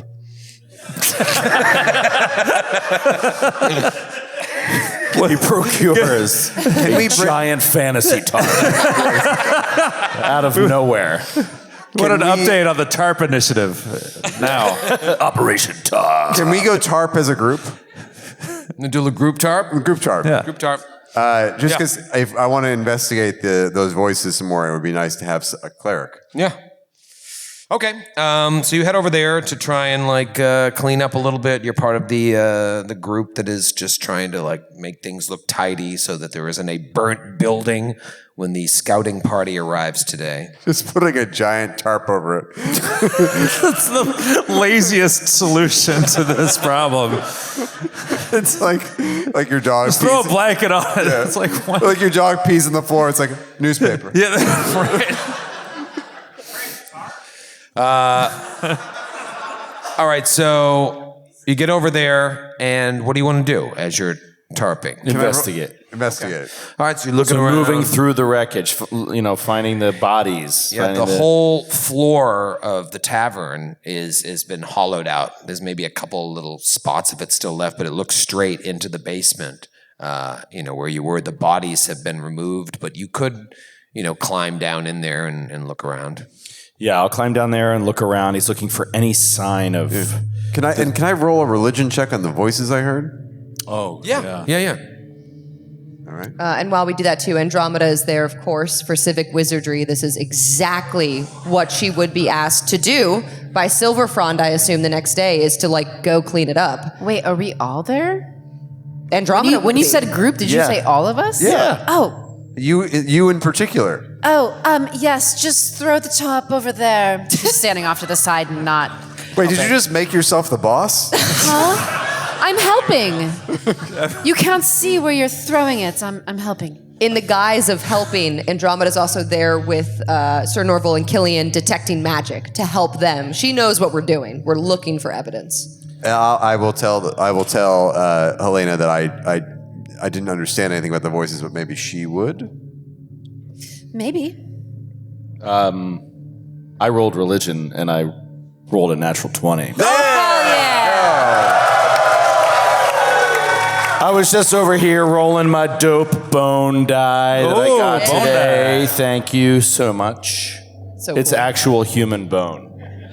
So I guess Which we know one? necromancy causes you to roll natural 20s. Wow. That's cheating. Which human bone is it? Femur. That is so cool. Yep. Whose femur? Don't worry about Bills. What? it. You know that little box on your license where you can say, I want to donate my bones to RPGs? Someone take that box. That's what happened. All right, so you think about these voices, and with the help of your fellows, and you've been thinking about it ever since that experience, it felt like the voices of tortured, souls that have not been put at rest, like these souls crying out, looking for an end to their perpetual suffering in the afterlife. Helena, what if the rituals that were done 30 years ago, what if they're weakening? What if they're these undead are finding cracks within the I don't know how to explain it. The barrier we created, But and we now were- they're coming through. We resolved that. That can't be. It would. I feel like something would need to remove the barriers. Well, the barriers could weaken, couldn't they? I mean, particularly if, say, the caster of it, the one who oversaw the whole thing, his son is an absolute piece of shit and doesn't know how to keep it all going. Would I be able to know if like the barriers were supposed to weaken over time? We have to maintain them, or Well, when you say barriers, what do you mean? He doesn't know the right words, Like but how he's we trying to say cleanse the the land. consecration that was done Yeah. 30 years ago may be deteriorating, and there might be seams, cracks in the consecration, and now these things are slipping through little by little. The original Lord Montrose believed that Saidana and Saidana alone was the only barrier that you would need. Praying to her strengthened that barrier. Right, But it's and more that's of what a he's- metaphysical barrier. Yeah. And that's what he's saying. He's suggesting that the son, Percy Montrose, is not continuing such prayer. How dare you call him Percy? That's very rude. He's a little kid to me, man. are you familiar always with be a him? boy. Are you chummy with him, Percy? Well, I once was, briefly. I mean, I never liked him, but I knew him when before we don't. Now we don't speak anymore, of course, because he's a grand lord, a baron, and so, doesn't have the time of day for me. But when he was young, yes. You think that Percy is a penis? I think it's possible that he's a bit of a penis, yes. And she lowers I'm her gonna have voice. to report this conversation. Nah, just kidding. Look at your face. So, Norval, it's not a laughing matter. Truly, No, you his bring up penisness is bringing undead to our village. you bring up a good point. If he is such a pain, perhaps him or his father was the one that destroyed Iomade, the statues. Perhaps they. Not his father, couldn't be. No, never. But we found the bug bodies. They were of older guard uniforms. Yes, perhaps they had fallen afoul of something else. There's no evidence there that the Lord Montrose is the one that slayed his own knights. I'm just thinking, perhaps he. Knights of his own order. But what if he angered other gods by professing so much to Saidana? I'm sorry, Helena. I'm sorry, Sir Norval. I don't mean to be heresy to you, but Saidana is an ally of Iomade. they should be. Helena, were you present for the consecration of this ground? I mean, yes, but I mean, maybe there's something there with what you're saying, because talking to, I can't remember his name right now, the head father guy. Father Selwyn Borbus. Father Selwyn was very weird to me the last time I spoke with him, suggesting that I would need protection from something that's going to come. I feel like maybe I could talk to him and inquire about his attendance at church and prayer. Everybody roll a perception check. Well, also, is this making any sense? Troy? Does this kind of magic deteriorate over time? Is it a possible working theory? If the overall faith of the village declined, Yeah, based on the maybe- religion check. Is that Yeah. something that could explain? It's not out of the ordinary. If Lord Montrose believed that pure faith alone cleansed the land, that Saidana brought them there and gave this land to them as a gift, if the overall sort of faith has waned, perhaps that protective barrier has weakened as well. Barrier. That can't be true. I have been following Saidana's tenets and eschewing celibacy with great vigor. Well, it's fun. I think, in a situation like this, I think about the Terry Pratchett book "Small Gods," which I don't know if anyone's familiar with, where it's like the power of a god is determined by the amount of faith that the believers on Discworld have in them.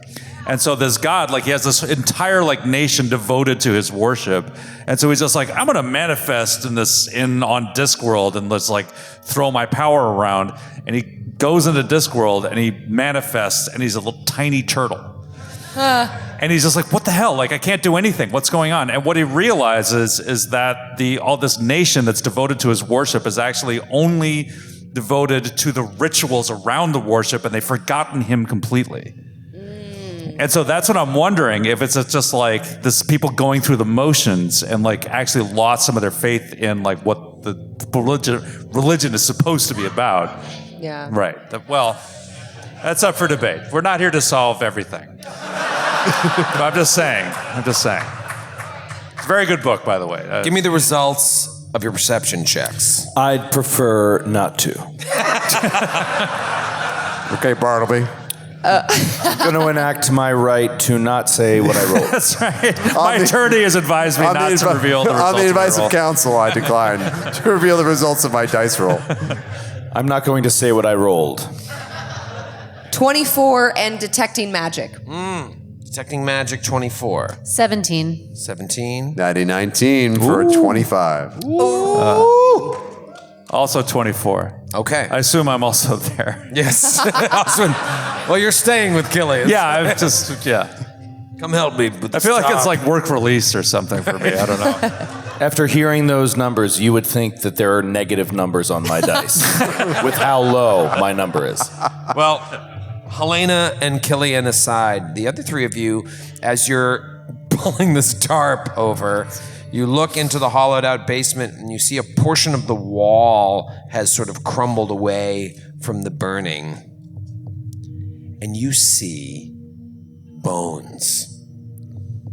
Bones of several bodies. I could make so many dice from this. Bones of several bodies sort of like almost, hidden away or built into the foundation of the building itself. And as you notice this, you hear horns. Riders! And we'll be back right after this quick break.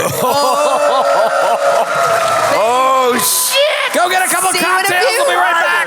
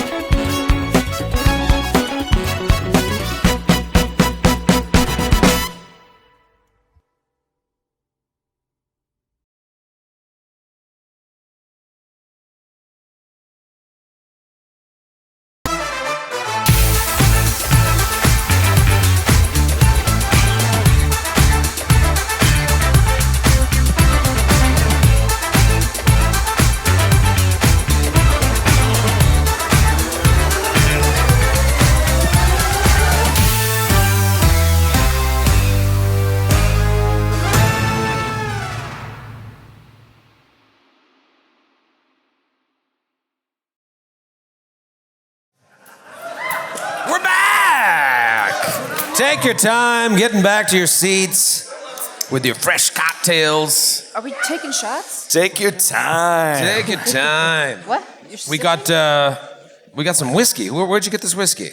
This was some This nice... is from, was it 10 Tour? Is that, yes, 10 Tour, Distilling and Brewing. You brought so many delicious treats, and we're having some of the whiskey right now. Are we taking? Are we Thank taking? you. Are we taking shots? Cheers. We're sipping like adults. Savor it, Kate. Savor it. No shots. smells No one wants fantastic. to party. I am so psyched to wake up. Passing it down. I'm so Cheers, psyched cheers. to wake up at 4:30 a.m. Cheers. to Yeah, we have a 7:30 7 o'clock flight. Yeah. board at 6:30. See you at the airport, folks. I don't. We are we're having a bit of a situation here. You just found bones in the walls. Bones in the wall. Of this hollowed out, burnt husk of a tavern. Dice. A tavern where not but a few hours ago you were trapped and about to be burnt alive flaming skulls attacking you. There is some sort of undead menace that is slowly resurfacing to harm you. Nothing a good tarp can't solve. Nothing a good tarp can't solve. And you want to get that tarp out because riders are coming in. I would say, you tell me, Killian, are you like, shit, I gotta get this tarp out? Or are you like, well, hold on, let's figure out these bones. The riders, the scouts are approaching. You've been told by Barvis that the scouts of New Canabras, they're arriving a day beforehand. They're kind of like scouting the way for the retinue. You don't know who's coming from New Canabras, but they've sent out scouts to make sure that everything's safe. They're gonna come to Rosewood Vale and they're gonna spend the night and camp. You hear these riders approach. You can't just leave this hole in the ground. What do you do?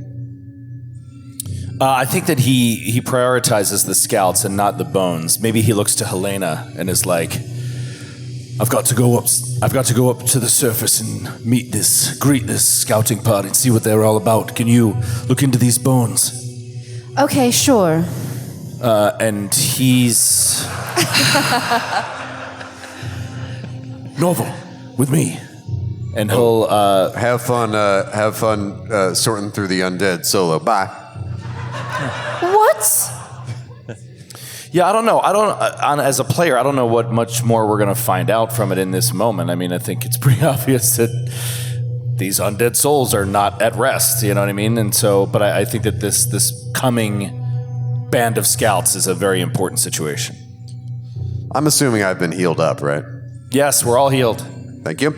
Okay, I kind of agree because I don't want to miss the moment of the scouts. I want to be there to observe. Helena wants to go somewhere else. You don't want to She doesn't want to be where the tarp is. They're going to put the tarp over you and just leave you in this. Good luck down there. We'll come back. Andromeda will stay by the Does it look like a crypt or does it look like a tunnel? Like it looks like the bodies were hidden within the walls. You don't know if they were hidden within the walls. Like when it was built, like they it's hard to tell very quickly. It's like a Sicario situation. It's hard to tell if it was built when the tavern was built or if it's part of the previous community. Without taking a moment here, it's difficult to see. But it does seem like you go within the walls and there are skulls. Was it skeletons? Was it built on a grave site, or were bodies purposely put there? You can't tell with such a quick glance. We'll come back. Let's meet the retinue. You head towards the retinue. Oswin, are you just kind of tagging along? Yeah, I think he's sort of unnerved by this ossuary here that we've uncovered. And he wants to he's just thinking, his instinct is to look at what's surrounding the bones, if there's any kind of artifacts or anything that might indicate when these were put here, how, why. But everyone else is leaving. These riders are coming up, so he just pulls himself up out of the pit and joins the rest. But he's gonna hang around the back. Yeah. And you lay the tarp over, trapping Helena inside. Damn it! Yep. How did this always happen? We'll return in 1 week's time. You can knock on the tarp, see if anyone can hear us. Knock on the tarp. Knock on the tarp. You make your way towards, sort of the greeting area. Barvis sees you, gives you a thumbs up with the tarp, and calls you over. And Sir Lehman Quince sees you, Sir Norval, with Killian coming up the hill, and motions to you fuck over here. Hey, over here. Me? Yes. Tonk's right here, Sir Norval. This way. This way? I'm here. You see a group of about 24 men and women on horseback riding in. First glance, they all appear to be human.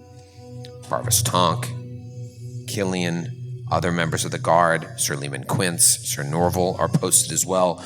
And Quince is put on a good presence. There's only 2 of us. Look sharp. Is he short? Is he? Yeah, he's short. He's special. Bald. Short and bald. Short and bald. Other townsfolk have started to come out of their buildings. They're watching. The crown has arrived. These are outriders, but still, this is a big deal. And from afar, we watch Barvis and Sir Lehman step up to greet the leader of the scouts. There's like perfunctory bows back and forth, and they're pointing to places throughout the town. Tarp. This is our town top. This is doing some construction here. That's just a basic top. There's no one underneath it. And Andromeda is standing there to like show face for civic wizardry and just kind of motions towards the tarp. We covered up It's like something you thought Just doing construction upgrades. to the town. you for thought you were more. getting two members of our community to be betrothed to two princes of yours. But did you know you also got tarp manufacturing? It's one of our biggest tarps that we have. No one is listening. No one is listening to you. She bows deeply. Barvis says, Barvis is directing them like just north of the town, south of the Mistwood. This will be a good area for you to camp. We're not going to give them rooms or whatnot. They're going to camp out. They're going to set up camp. And he's pointing in the direction. There's this. Don't worry about the tarp. There's the castle. Thank you. If you need anything, let us know. And now, Oswin, you said you hung back, kind of watching all of this. Yeah. And as you're watching all of this unfold and kind of taking in all of the riders, one of the scouts catches your eye. It's been a while. Maybe his beard is thicker than you remember it, but you know in a heartbeat it is Alden, former member of your gang. And as you spy him from afar, a man you probably haven't seen in years, you are brought back to a much darker memory. In the darkness, we hear a woman screaming, "No! Please, please, please spare me!" And now we see the scene. Some of the members of your gang, these poachers, they're holding you back by your arms. Like one has one of your arms, one has another one of your arms, and you're strong. There might be a guy grabbing you from behind. So there's three guys on you, and they're like forcing you to watch across the way as Alden and another man are holding this young woman that you were in love with, that you were in bed with, also by the arms. And they're making you sort of watch her being held against her will. And the leader of your I think group, this is happening in the room where we saw him last. Oh God, this I memory. see. So Like it's they really burst intense. into this like bedchamber, and like this is happening like immediately after. So clothes are strewn everywhere, and the leader of your group, Beta Wolf, walks up to you. Oswin. You're a good soldier, but you've made an all too common mistake. Once you're with us, you're with us for life. Yes? You can fuck whoever or whatever you like. But you can't be falling in love. And you're naked and being held back. And he grabs you by the chin and holds you up. This is for your own good, mate. No, listen. Listen, boss. Look, this is whatever you've heard. She means nothing to me. This is just a dalliance. I don't. All my loyalty is to you. It's no other thoughts. Whatever you've heard, please, you can't do this. Listen. This is a gift, brother. You learn this now, and it's gonna make the rest of your life that much easier. And he nods towards Alden, and Alden pulls out a dagger and starts sawing off her head. As you are just forced to look on. And now we're back to this scene where you see Alden as a member of the King's Outriders. And as you look at him, what do you do?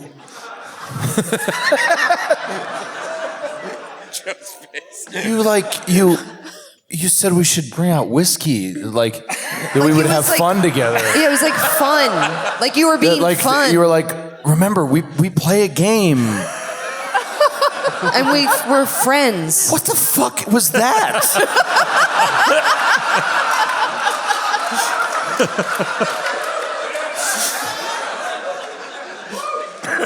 I don't even want my whiskey. It was like sad. So I think like immediately it's like this mix of emotions. Like his blood starts running hot, his fists clench, his eyes like blaze as he sees this. And it's a mix of like there's some terror in there because like he was just recognized the night before by another person, like someone else recognized him. And then all of a sudden, someone from his past shows up here too. But all of that is completely overwhelmed at the fucking rage that he feels at what this person conspired in to do to him. The participation that they had in like killing like the one woman that he ever loved. And so he's just like, this passion overwhelms him. And he moves away. He moves away from the throng to get to a spot where he can just watch this man and see where he goes and what he does. Watch this man. In your little moment there, in that memory, Beta Wolf said, once you're with us for life. Yet here is this man who, like you, got out and is now perhaps a vision of your future. If you play by the rules, maybe you'll be a king's outrider someday. We come back to Barvis and Killian. Killian, please help them, with their things, their tarps and whatnot. They're going to set up camp. Show them. Bring some of the men, Jim and Steve. Yes, sir. And he'll just. I love that his solution for everything is tarp. It's sort of a metaphor for everything that's gone on in this village. Just cover it up. Cover it up. Just throw something over it and cover it up. Put a Get a tarp on bigger it. tarp. They're the number one export. Help them. I told them that just north of town here, between town and the Mistwood, would be a good area to set them up. Yes? Can you just kind of show them? Be kind. Yeah, as you say, sir. As you say. And he'll go to start helping, and he doesn't like that seems like it's all humans, you said? Mm-hmm. So yeah, he is going to help out where he can, but he's keeping an eye out and particularly an ear out. Just kind of wants to listen to what they're saying, what they talk about amongst each other. If it seems completely unrelated to anything that's happening here, or if they seem skittish or on guard. Okay. So you very quickly get an unsettling vibe from these guys. There is a little bit of... He's just doing the math. He's like, 24. Osmond's real good. Could we kill them all in one night? Wipe them all out. We have a tarp. Join the bones beneath the town. We have a tarp for just such an occasion.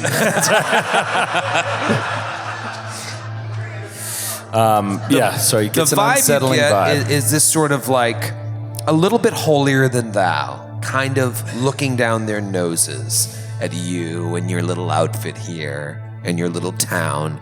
These are the lowest rung of the ladder in terms of, the chain of command here. These are people who are meant to just, if there are threats, die. And then they know, like, oh, okay, let's not go that way. Like, they're fodder. They're the van. but they're looking at you like, all right, we'll find our way, elf. And they start unloading their horses, their tarps, and their tents. And they start setting up a camp here. They move right in. You just don't like the way they feel a little too comfortable in the way they're just sort of looking at the whole town. Sir Norval would like to approach them with a bottle of whiskey. Like, Just come rolling in. hey, gentlemen, compliments of the Order of Sedana. Who? She is our goddess. You might feel her light just tickling you right now, just by standing close to me. What's your deal, knight? What's your deal? What the fuck is this? What's happening? I just Come to our camp with whiskey and talking of tickling? I like your style, man. Many do. No, I'm here to say welcome and welcome to our little town. We're so honored to have you here, and on compliments of the Order of Sedana. How many knights do you have here? We're in a process of rebuilding. It's a rebuilding year. It's a rebuilding year. We're hoping for a high draft pick for Knights of Sidana. I don't know. They start us out with a pretty good salary and some great benefits, and there's room for growth and career advancement if you're interested. See, 2 of you here at the greeting ceremony. I figured there would be more. We're just a small outfit right now, but room to grow. Room to grow. So there's just 2 knights. He's here pouring in town. whiskey for them both. Yes. Oh, thank you. It's a rebuilding. It's 2 knights. And how many are in your town guard? I don't know. That many, huh? Very interesting. Very interesting. Well, How long the 2 of you worked for His Grace? oh, long enough. Thank you for the whiskey. Go hang out with your other knight friend. Oh, well. If 2 of you get a little bored out here, we happen to have a certain number of diversions in the town. Just ask for Sir Norville. I'll take care of you. Okay, we'll be fine with our own diversions. Thank you again for the subpar whiskey. That's a bit rude, sir. Oh, no. It's just we have much better stuff in the cellars of the capital. You have that with you now, then, do you? Yes, but this might be nice if our fire grows dim. He throws it. Wow. You know what they say about those who refuse a gesture of hospitality. No, what do they say in your little village? They say they're cursed, sir. Well, then color me cursed. Nice meeting you. Oh, shit. Sir Norval just stands there for a full minute. In complete silence. Unmoved. And then turns and goes. I'm getting flashbacks to Kate on the plane, turning to the man, going, "Are you in a rush? Cursing him with my eyes. Stand here all day." And so they set up camp. It is Fire Day, oddly enough. And Too soon. tomorrow's Star Day. Some people are coming from the capital to take Beatrix and Willow away, making the barony official. There's a lot going on, and you are hiding things. You have found bones in the walls. What, if anything, do you do before the night ends and Star Day begins? We got a tarp to sneak under. You got a tarp to sneak under. I agree with Osmond's instincts. We got to investigate these bones to see if we can get a sense of how long they've been there. Oswin is nowhere to be found. Hey, you keep looking for Oswin. He was just Curiously, behind I have the same instincts as the now absent Osmond. Helena's not interested in the tarp. Sorry. What are you interested in? Finding Sister Violet. All right. Haven't talked to her. Andromeda has been standing by the tarp since 7 a.m. It's just raining. She's like shivering.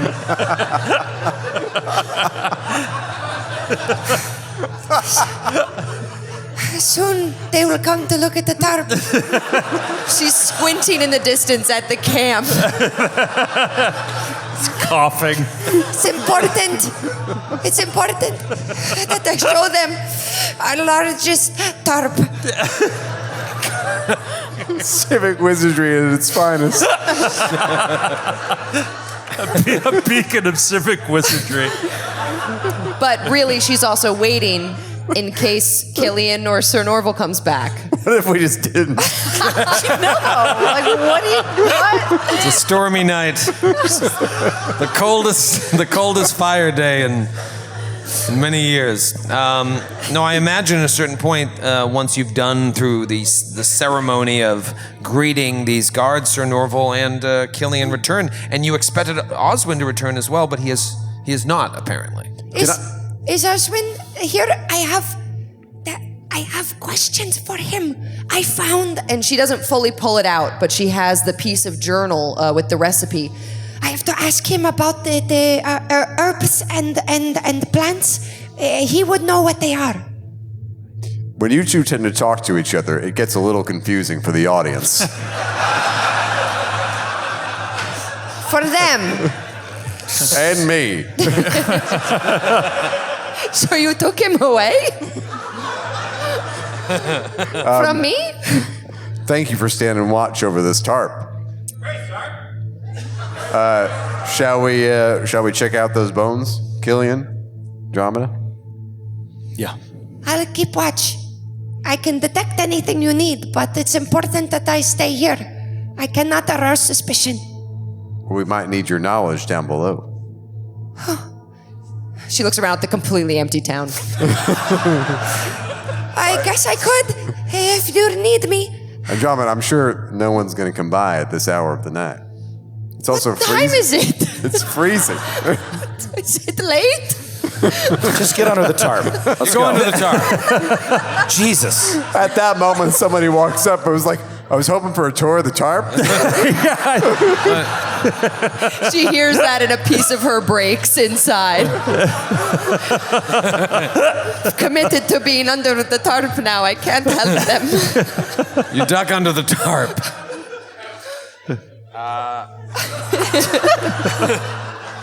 Cast light, obviously. Yes. It's dark under the tarp. And you go down there, and now all of you see these bones, and you begin investigating them. And the first thing you notice is that there are no skulls.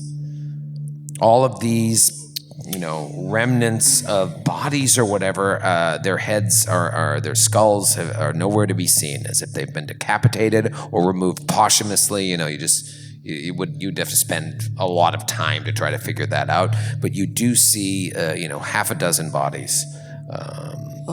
Buried within the walls. If you start digging away more and more, it's unclear because of the great damage done by the fire, whether they were put here during the construction of the town or whether the town just happened to dig and foundations into a place, that had bodies, either buried or just left there. Any of you have studied your history, that there was a great, plague that came over this place, that people were murdered and the place was abandoned. So it's possible that these bodies just over time sunk deeper into the ground. So it's not necessarily a burial ground, but just bodies that were left behind by this undead march on Highbury.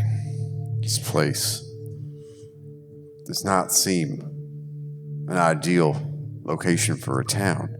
Sedana's consecration aside, why would the elder Lord Montrose choose such a place? Killian, you were there. Because no one else could live here. Because Sedana had to be the one that consecrated it. It was the holy land for us. It was a place that no one else could find fertile land or build a settlement around, but Lord Montrose could. by the power of Saidana, we were able to keep those spirits at bay, or we thought, put them to rest. But apparently it was only a temporary solution, a band-aid. Can I do either a history with society or a religion check about the headless nature of these bodies to determine if that was ritualistic, anything tied to Urgathoa, or if it was in the history books that there were a bunch of headless corpses found or something? Yeah, you can roll whichever one you prefer. I'll do the That history. feels I'll like do the history. society aspect. I haven't rolled a lot of society, but he is an expert in that, actually. Contrary to this shitty die roll. It's your Dap bone that die cap? too. That's really sad. Did you dap your cap yet? Oh, I dapped that cap when I killed Oswin. That's right. It's a 16. 16. Your cursory memory of Urgathoa, you don't remember anything specifically about head removal. Your sort of immediate gut reaction is that removal of heads is like an act of desecrating a corpse. But you also think maybe if it was done purposefully, it's to make it harder to identify the bodies. Mm-hmm. So you don't. In further searching, there's nothing else but bones. Yeah, you There's start no tearing away evidence of jewelry or trinkets or magical swords. yeah. Nothing carved into the Well, bones. no, but seriously, there's Healing no potions. evidence of culture or anything like that. No.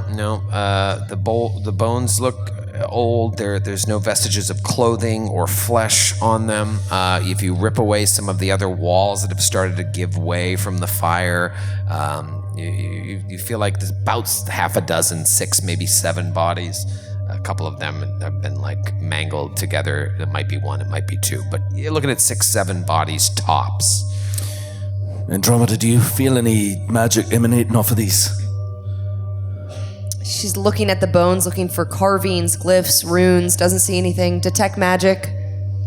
No, you don't detect any magic, but you do start to wonder, if these voices were crying out and somehow tied to these bodies, that this might be a perpetual pain that they're suffering in the afterlife because they're not properly buried. Mm-hmm. Now, not having their skulls is going to be a problem, but part of you thinks maybe you can put them to rest. But there's a lot going on here. If you start walking around with bones through town. Do we get the feeling that the flaming skulls we saw last night were skulls from this?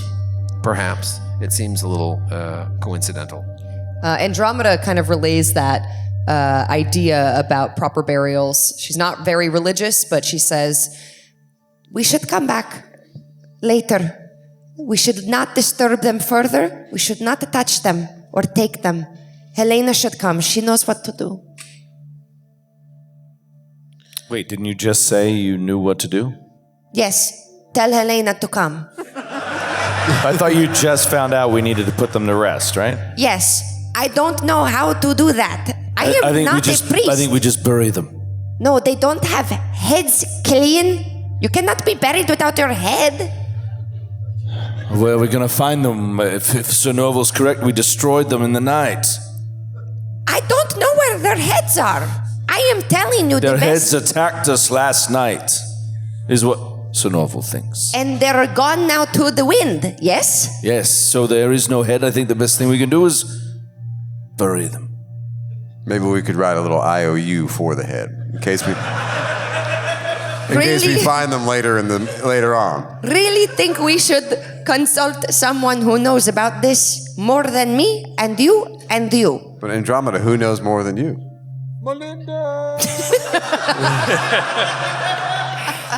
Someone really needs to tell Frank's story. What happened to his wife? Andromeda. But I need you to talk to that man. Andromeda, yes, you should be the one to talk to Mr. Story. To tell You have a Frank. way with words, Andromeda. And I fucked his wife.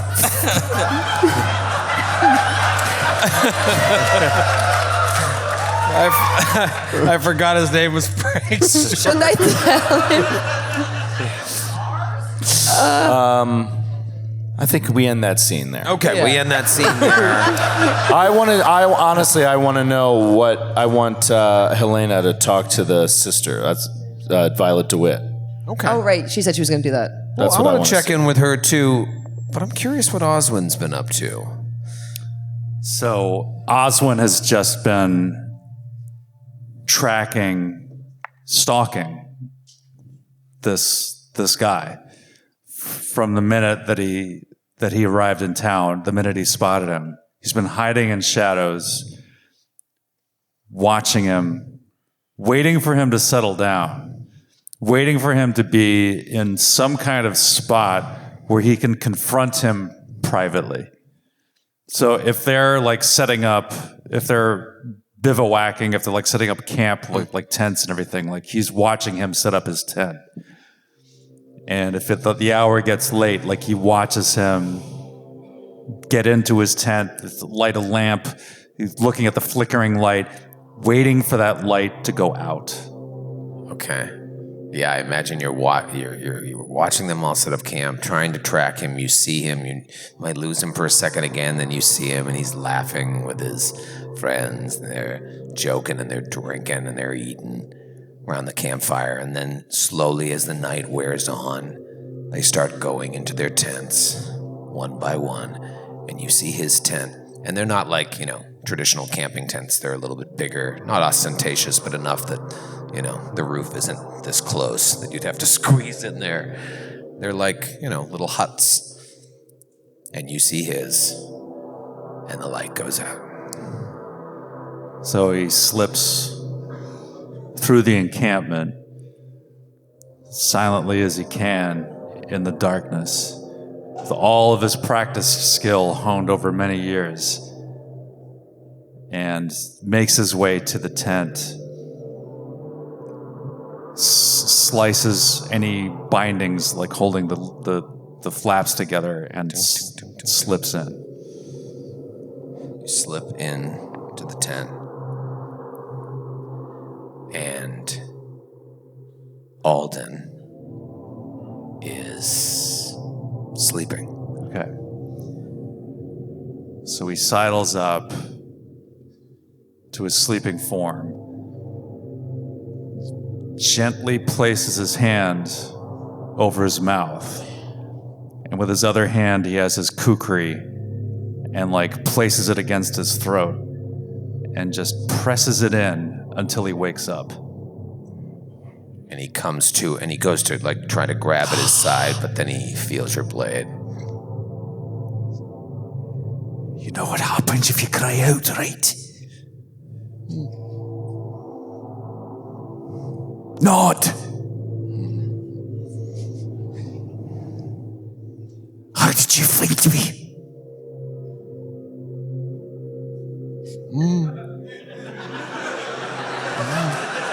Slides his hand down.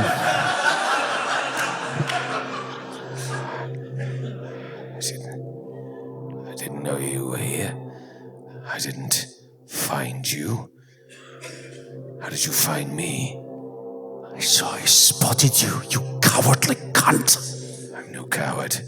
But if I am a coward, you are one as well. Don't you fucking look at me! Turn your eyes away, don't you look at my fucking face! Listen now, Oswin. It's been a long time, brother. And we both got out. Can't we just move on? I have. Seems like you have. Let's just continue to go our separate ways, eh? Maybe I can put in a good word for you and get you a job in the capital. Or you could just fuck right off and leave me be. Move on? You want me to move on? The way you've done? With your fancy job? He leans in really close, right next to his ear. Since time has passed, how long do you think it would take for me to forget what you fucking did? At his behest? What are you talking about? Fucking Beowulf, you know what I'm fucking talking about. We did lots of things. You know what I'm talking about. He's pressing the blade like firmer and firmer into his throat. All right. The girl.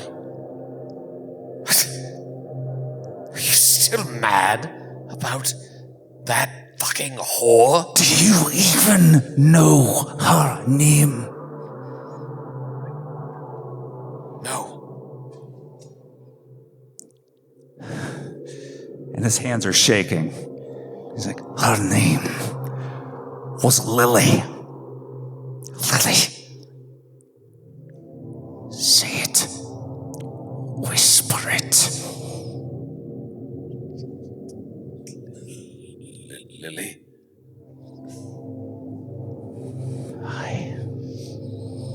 That'll do.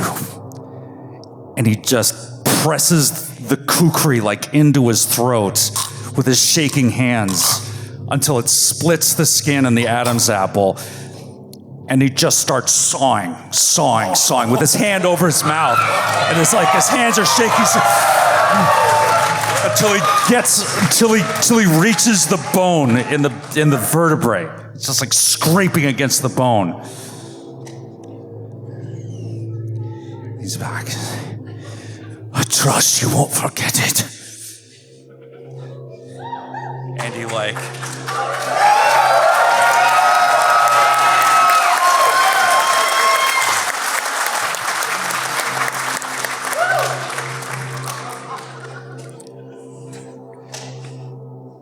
We fade out.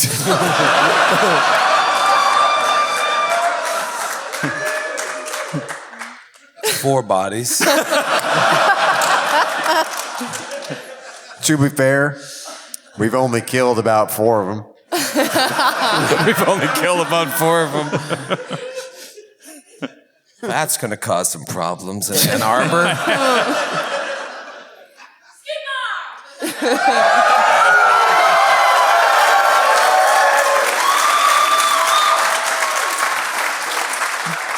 Now we'll cut to Helena. Helena, you crawled out from under the tarp. Snuck by Andromeda, left her there. Army crawled past Andromeda. And at some point in the evening, you went to check in on Sister Violet DeWitt, who, if you've been following the story so far, we met in episode 1 during the Founders Day Festival. She was staring at the ponies. Very into the ponies. For an inordinate amount of time, she seemed to be rather distracted. And when last Helena went to meet with Father Selwyn, she assumed that Sister DeWitt, this is the sister of the Baroness as well, but also a holy sister, would be there as well. And Father Selwyn said that she was feeling under the weather, and maybe he was just bullshitting because he obviously made a sexual pass at you. You go to her chambers. What do you do? You're outside. You're approaching the door to her chambers. Yeah, I feel like she's pretty comfortable with Violet, so she walks up to the door. Is it late at night? No, I would say that it's sort of like 8 or 9. Yeah. So yeah, I feel like she feels comfortable to knock on the door. Say, Dum dum dum dum dum. Sister Violet, it's me, Helena. No answer.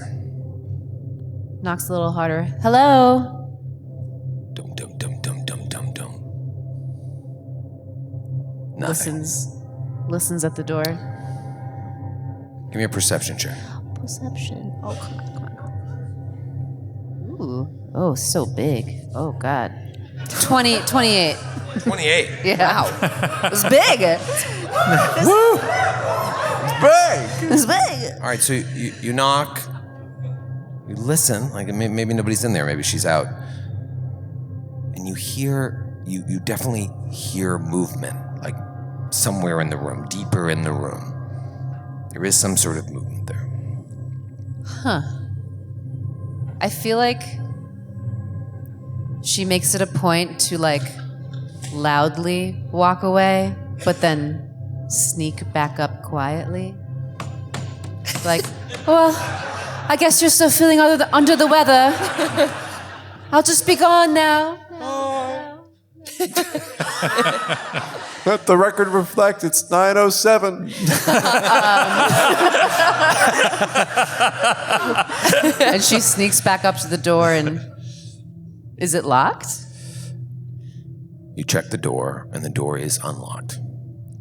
She slowly opens it and peeks in as she opens it.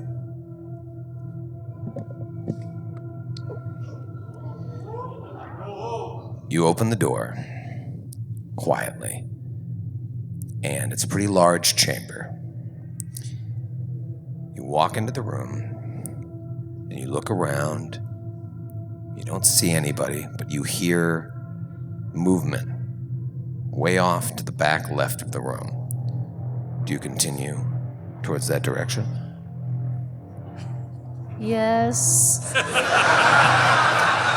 Very carefully. What? It's a back corner of the room. Is there like a curtain? Like I No, can't kind of see. the room is almost L-shaped. It's It L-shaped? turns and goes this way. She makes a wide Wide turn. around there. Old Trying wide to turn, Kate. Look around. You kind of You're go. wearing armor, right? Oh, do clerics wear armor? Let me She's see. always, she's always turning so wide. I know. It's like That's so like her. Old Katie wide turn. Okay, that's what we call her in the van. Old Katie Wide Turn. All right. She loves the Katie part. That's her favorite. She So hates this that. unarmored wide turning cleric sidles towards the right side of the room to kind of peer stealthily around. And I imagine if there's like camera shot, you're like coming up. And you see Sister Violet DeWitt completely nude. I know. Holding, like covering her breasts and admiring herself in the mirror. And she's pregnant. And we'll see you next month.